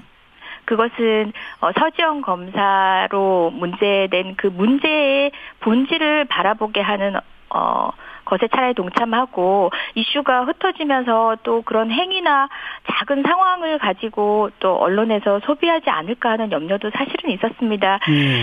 그런데 그날 밤 페이스북을 올리고 난 뒤에 아침 상황이 되니까 제가 우려했던 방식이긴 했어요. 수많은 언론께서 뭐 여러 가지 이제 관심을 보여주셨지만 그 가운데는 또 어떤 피해를 당했는지 듣고 싶다라는 취지가 더 많아서 제가 잠시간은 아마도 우리 정관용의 시사자키 역시도 이제 인터뷰를 요청하셨던 것 같은데 잠시간은 그냥 서지현 검사에게 응원을 준다는 메시지 이상은 아무 인터뷰를 안 했던 것 같습니다. 예. 그리고 변호사였을 때도 못했던 일, 국회의원이면서도 망설이는 일, 그러나 미투 그리고 with you 이렇게 마무리가 되는데 그죠? 네. 네. 제가 뭐 사실 변호사였던 상황에서 겪었던 일이고 서지현 검사가 8년 전 일이면 저는 13년 전 일입니다. 네. 변호사로 취업하는 과정에서 일어났던 일이고 그 문제 삼았을 때 저보다 한참 더 경력도 높고 또 법조계 아는 지인들도 많은 그분과의 갈등을 통해서 제가 취업 현장에서 감당해야 될 불이익이나 뭐 여러 가지 것들이 고민되기 시작했죠. 그리고 또 우리 여성 전문직 뿐만 아니라 여성 사회인들이 늘 고민하고 있는 게 여성이라는 말이 앞에 붙는 것, 여성성이라는 게 지나치게 이미지로 더 씌워지는 것이 항상 2등의 자리로 밀려나게 만드는 이유가 되기도 했거든요. 그래서 그런 꼬리표를 달고 변호사라는 전문직의 첫 시작을 시작한다는 게 쉽지도 않았고요. 그리고 무엇보다 피해자라고 하지만 동정의 대상으로 보면서 다시 2차, 3차로 제게 가해질 여러 가지 폭력들이 또 상상되면서 자신이 없었습니다. 근데 국회의원이 되고 시간이 13년이 지나도 마찬가지입니다. 국회의원 이재정이 스피커가 돼서 국민의 이익을 대변할 때랑 나의 피해를 얘기하면서 내 스피커가 오로지 이 이슈 안에 매몰된다면 그게 또 소위 말하는 정무적 판단, 종합적 판단에 타당한가 뭐 이런 고민도 할 수 있었던 거고요. 그리고 여성 국회의원이라는 게 여러 가지로 어려움이 많아서 여성이란 걸 부정하지 않으면서 극복해야 되지만 현실은 그렇지 않을 때가 참 많거든요. 그걸 괜히 상기시키는 것 같아서 저도 고민을 하다가 아까도 말씀드렸다시피 서지현 검사도 마찬가지거든요. 피의자를 수사하는 검사입니다. 법정에 서야 하는 검사입니다. 누구보다 자신의 전문 영역에 자신 있고 앞으로도 용기 있게 그 일을 계속해야 되는 검사인데도 용기를 낸 거거든요. 사회 어떤 구성원들인들 안 그렇겠습니까? 그래서 제 나름의 소박한 방식으로 동조를 한 겁니다. 네. 이재정 의원의 그 마음 아픔이랄까 이런 게 충분히 이해가 되네요. 그러니까 미투, 나도 역시 13년 전 어떤 일이 있었으나 나는 나의 사건 개별화로 이슈화라기보다는 서지현 검사로 시작된 이 사회적 분위기에 힘을 싣겠다 이 말이군요. 네, 뭐 지금 역시도 저는 못할 이유도 없지만 어제 일부 언론에서 제게 인터뷰를 청하면서 하셨던 얘기가 정말 저를 두렵게 만들었던 게 그러면은 의원님도 당하셨어요? 라는 표현, 그 다음에 어마어마한 일이에요? 아니면 일상적인 일이에요? 이런 질문들이 있었어요. 사실 전 너무 충격이었습니다. 그래서 그 질문에는 어마어마한 일이 따로 있고 일상적인 일이 따로 있느냐. 어마어마한 일을 일상적으로 겪고 있는 거다.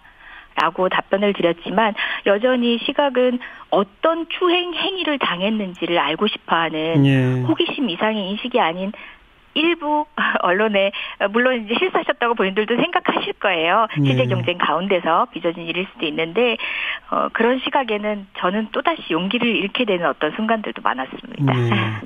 이재정 의원은 검사나 판사를 하시진 않았잖아요. 네, 맞습니다. 우리가 검사 사회라고 하는 걸 이번에 서지현 검사의 폭로 이후에 그 남성 위주의 상명하복의 철저한 권력 구조 이런 얘기들을 많이 했는데 변호사 사회에도 또 그런 게 있단 말입니까?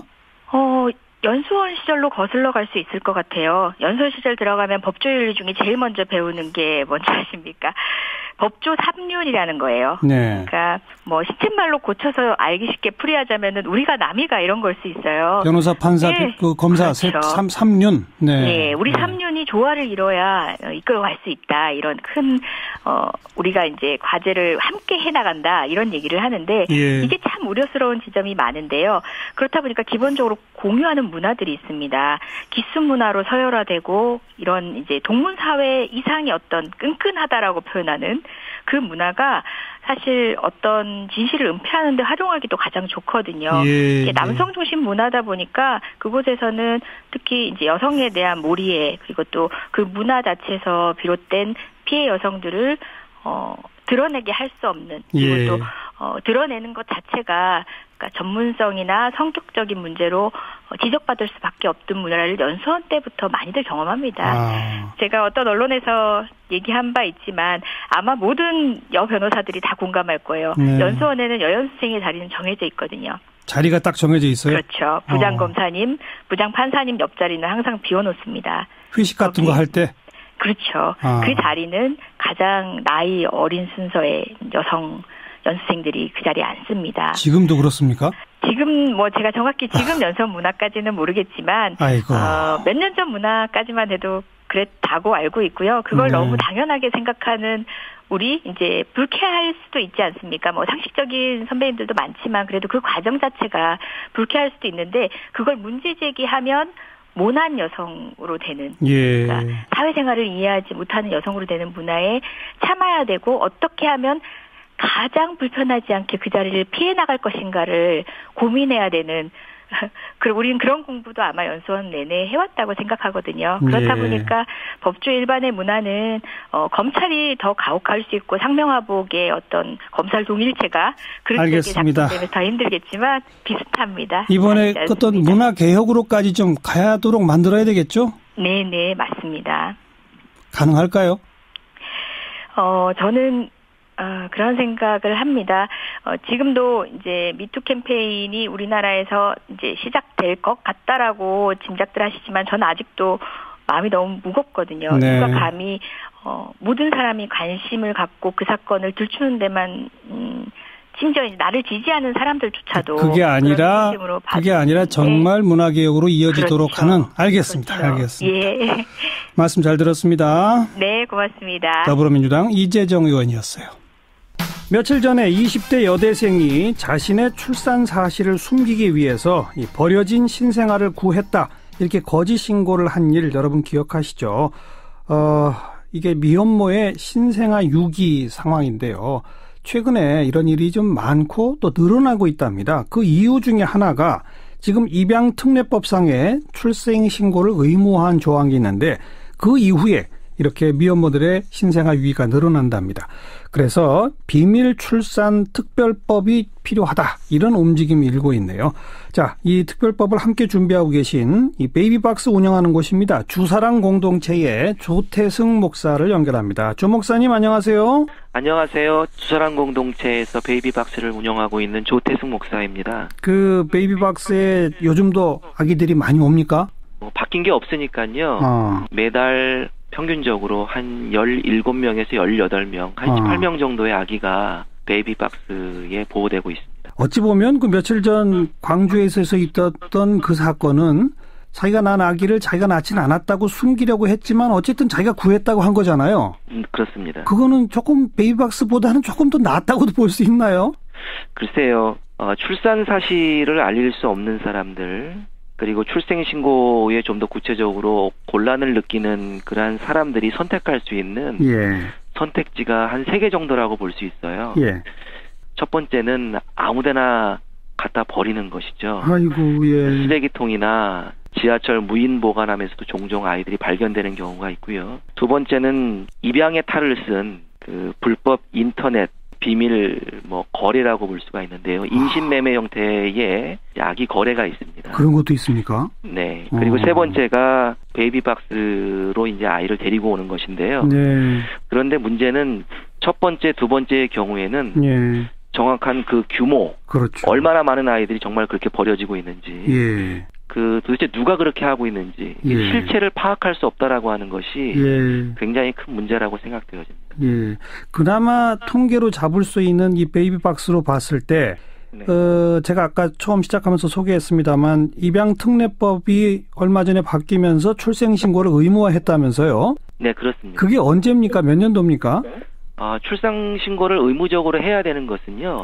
그 전부터 있었던 거고요. 가족관계등록법상에서 당연히 이제 아이를 낳으면 친생부모에 의해서 한 달 이내에 출생 신고를 해야 되는 것은 그 전부터 있었는데요. 이게 이제 본격적으로 문제가 되기 시작한 것은 2012년 8월에 입양특례법이 만들어져서 시행되게 되는데 그 법 안에 입양의 대상이 되는 아기는 반드시 친생 부모에 의해서 출생 신고가 되어야만 입양이 되어질 수가 있다라고 하는 조항이 생기게 된 거예요. 바로 그 2012년 8월 그 이후에 유기되는 사례가 늘어난 거죠, 한마디로. 그렇죠. 이제 법적으로 출생 신고가 안 된 상태에 이제 부모가 아이를 어디다 놓고 가면 이제 그게 유기가 되는 것인데. 알겠습니다. 그래서 좀 비밀 출산이 가능하도록 법을 좀 바꾸자, 특별법이 필요하다 이런 움직임이 있던데 그건 어떤 걸 제도화하자는 겁니까? 뭐 한국 사회에서 뭐 이거는 뭐 동서고금을 막론하고 다 있는 상황이라고 이제 보여지는데요. 원하지 않는 임신으로 인해서 본인의 임신과 출산 사실을 드러낼 수 없는 사람들, 알릴 수 없는 사람들이 실제로 존재를 하거든요. 그런데 이제 이게 문제는 이러한 뭐 도움을 제공할 때 항상 실명을 전제로 이런 서비스가 제공되고 있다라고 하는 거예요. 그러니까 도움 받으러도 못 오는 거죠. 그렇죠. 그래서 이제 비밀 출산 제도는 단순히 출생 신고의 문제뿐만이 아니라 그러니까 임신 단계에서부터 출산 이후까지 곤경에 처해 있는 임산부들이 다양한 의료적 서비스, 사회복지적 서비스를 실명이 아닌, 물론 실명을 전제로 하지만 그것을 비밀로 할 수 있는 그런 상태에서 그 서비스를 받을 수 있도록 제도적으로 이제 한다라고 하는 것입니다.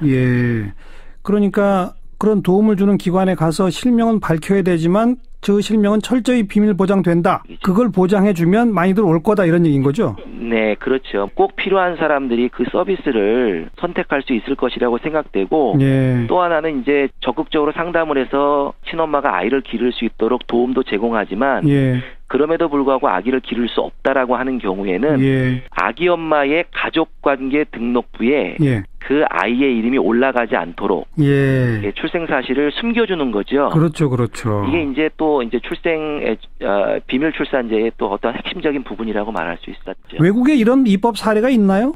문화가 나라마다 좀 다르긴 하지만 비슷한 법안들, 비슷한 제도들이 선진국에는 있어요. 대표적인 게 프랑스의 익명 출산제, 그리고 독일의 비밀 출산에 관한 특별법, 그리고 미국 같은 경우에는 세이프티 헤이븐 로라고 하는 곤경에 처해 있는 사람들이 익명으로 아이를 놓고 갈 수 있는 그렇지만 병원에서 자동으로 출생 등록이 되는 그런 형태의 제도들이 선진국에는 있습니다. 제 기억에 지난 2012년 아까 우리 얘기 나눴던 입양특례법상에 출생신고된 경우만으로 하자 이런 그 법적인 조치가 취해진 이유가 가능하면 친모가 아이를 키우는 그런 걸 좀 장려하자라고 하면서 만들어진 건데 그렇습니다. 그런데 지금 말씀하신 특별법도 여전히 그 친모가 아이를 키울 수 있도록 도와주기 위해서 이런 또 비밀 출산이 필요하다는 거군요. 네, 그렇죠. 그러니까 여기는 이렇게 항상 이야기해요. 비밀 출산에 관한 특별법은 태어날 아기 그리고 태어난 아기 엄마 모두를 보호하기 위한 법안이다. 이제 그렇게 이야기합니다. 뭐 곧 발의가 되겠죠? 네, 저희들이 노력하고 있습니다. 그리고 이 법안을 오신환 의원께서 이제 대표 발의를 할 예정인데요. 의원실에서도 굉장히 노력을 많이 하고 있는 것으로. 세계적인 명성의 독일 자동차 업체들이 또다시 글로벌 스캔들에 휩싸였습니다. 폭스바겐, 다임러, BMW 등 유명 업체들이 인간과 원숭이를 상대로 가스실 실험을 한 것이 드러난 겁니다. 하지만 업체들은 연구소에 유해성 실험을 의뢰했을 뿐이다. 연구 방법은 몰랐다면서 책임을 전가해 비난은 더 커졌는데요. 이런 가운데 폭스바겐은 배기가스 조작 소송에서 원숭이, 인간가스 실험 결과가 증거로 채택되지 않도록 시도한 사실까지 드러나 독일 사회가 큰 충격에 빠졌습니다. 바로 얼마 전에 그 배기가스 배출량 조작했던 디젤 게이트도 있었잖아요. 네, 그 디젤 게이트 맞습니다. 이 현지 시각으로 어제 외신에 따르면 폭스바겐이 자사를 상대로 피해 보상 소송을 제기한 원고의 제출 자료를 기각해달라고 요청했는데요. 이 자료가 그 문제의 원숭이와 인간에게 했던 배기가스 실험 결과였던 겁니다. 이에 독일 매체들은 자동차 업체들이 애초 기대와 달리 연구소 실험 결과가 유해하다고 나오자 이를 은폐하려고 했고 내부 이메일을 근거로 폭스바겐 고위급도 연구 사실을 모두 알고 있었다면서 폭로했습니다. 이건 좀 엄정하게 조사해서 법적 처벌을 해야 될 것 같네요. 자, 다음 뉴스는요. 네, 이번 평창올림픽을 계기로 북한 예술단 공연이 국내에서 열립니다. 개막 전날인 8일에 강릉에서 또 11일 서울에서 이렇게 총 2번 열리는데요. 예. 이 공간이 제한된 만큼 모두가 다 볼 수는 없겠죠. 그래서 오늘 정부는 관람객 선정 방식을 발표했습니다. 보고 싶으면 어떻게 해야 합니까? 네, 공연 예매는 온라인 추첨으로 진행됩니다. 일단 공연을 보고 싶으신 분들은 내일 정오부터 모레인 3일 정오까지 24시간 동안 인터파크 티켓에 온라인 응모를 해야 합니다. 하지만 결과는 하늘에 맡겨야 합니다. 응모가 끝나면 연령대별로 무작위 추첨을 통해 선정되는데요. 강릉 공연은 560명, 서울엔 500명, 이렇게 총 1,060명이 추첨됩니다. 사회적 약자와 각계 인사도 초청할 계획이라고 합니다. 네, 추첨 대상 인원도 많지가 않아서 당첨은 참 쉽지 않겠네요. 네. 다음 뉴스는요. 네, 끝내 죽음을 부른 가상화폐 광풍입니다. 이 가상화폐에 투자해 거액의 수익을 올렸다가 투자금을 잃은 20살 대학생이 숨진 채 발견됐는데요. 아하. 유서는 따로 없었지만 타살 정황이 없고 가상화폐 투자에 실패한 뒤 우울증을 앓았다는 유족의 진술을 토대로 경찰은 스스로 목숨을 끊은 것으로 내다봤습니다. 이제 겨우 20살이라고요? 예, 그렇습니다. 투자를 얼마나 했다는데요? 있는 돈 없는 돈 뭐 다 끌어모아서 2천만 원을 가상화폐에 투자했다는데요. 어이구. 한때 2억 원까지 불려서 투자에 성공했다고 합니다. 하지만 지난해 말부터 가상화폐 가치가 폭락하면서 원금까지 대부분 잃은 것으로 알려졌습니다. 이후 한 달 넘게 우울감을 호소해왔고 불면증에 시달리면서 약도 처방받은 것으로 나타났습니다. 네. 이에 네티즌들은 처음에 거액으로 돈을 불렸다가 가치 폭락으로 돈 날리는 게 전형적인 투기 거래다, 안타깝다 하면서도 가상화폐 투자하던 사람이 목숨 끊은 것을 가상화폐 때문이라고 단정지어서는 안 된다는 등 다양한 반응을 보이고 있습니다. 안타깝네요. 네, 수고하셨어요. 네, 감사합니다. 김현지 기자였습니다. 매주 목요일 정치권 이슈들 여야 의원들 목소리로 직접 토론해보는 정치 토크입니다. 오늘은 이 평창올림픽 문제 또 개헌 문제 두 가지를 좀 토론해보도록 하죠. 더불어민주당의 박용진 의원 안녕하세요. 네, 안녕하세요. 서울 강북 을구의 박용진입니다. 네, 자유한국당에서는 이은재 의원 안녕하세요. 네, 안녕하세요. 저 강남병의 이은재 의원입니다. 두 분 의원 전화상이지만 인사 좀 나누시고요. 네, 안녕하세요. 네, 박 의원님. 자, 네. 오늘 두 가지 주제 토론해 볼 텐데 먼저 평창올림픽 관련해서 그 금강산 남북 공동 행사를 북한이 일방적으로 취소한 거 이건 좀 문제 아니에요? 여당에서 볼 때도 박용진 의원은 어떻게 생각하세요? 문제죠. 그리고 몹시 기분도 안 좋고요.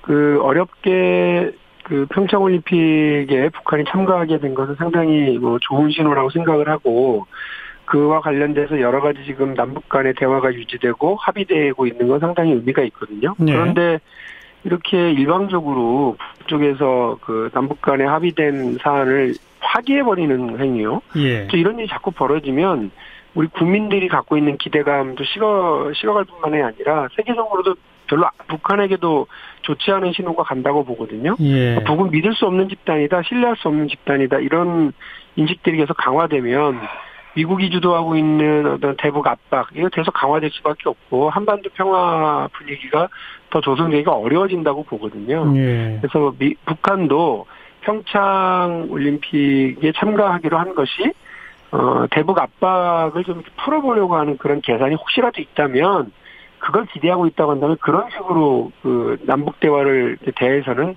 그런 자기들이 오고 기대하던 성과를 얻을 수 없다라고 하는 점을 분명히 깨달았으면 좋겠어요. 이은재 의원은 어떻게 보십니까? 저는 아무튼 기가 막힙니다. 우선 북한이 지난번에 그 현송월 일행의 방남을 불과 하루 전에 일방적으로 유보시켜서 소통을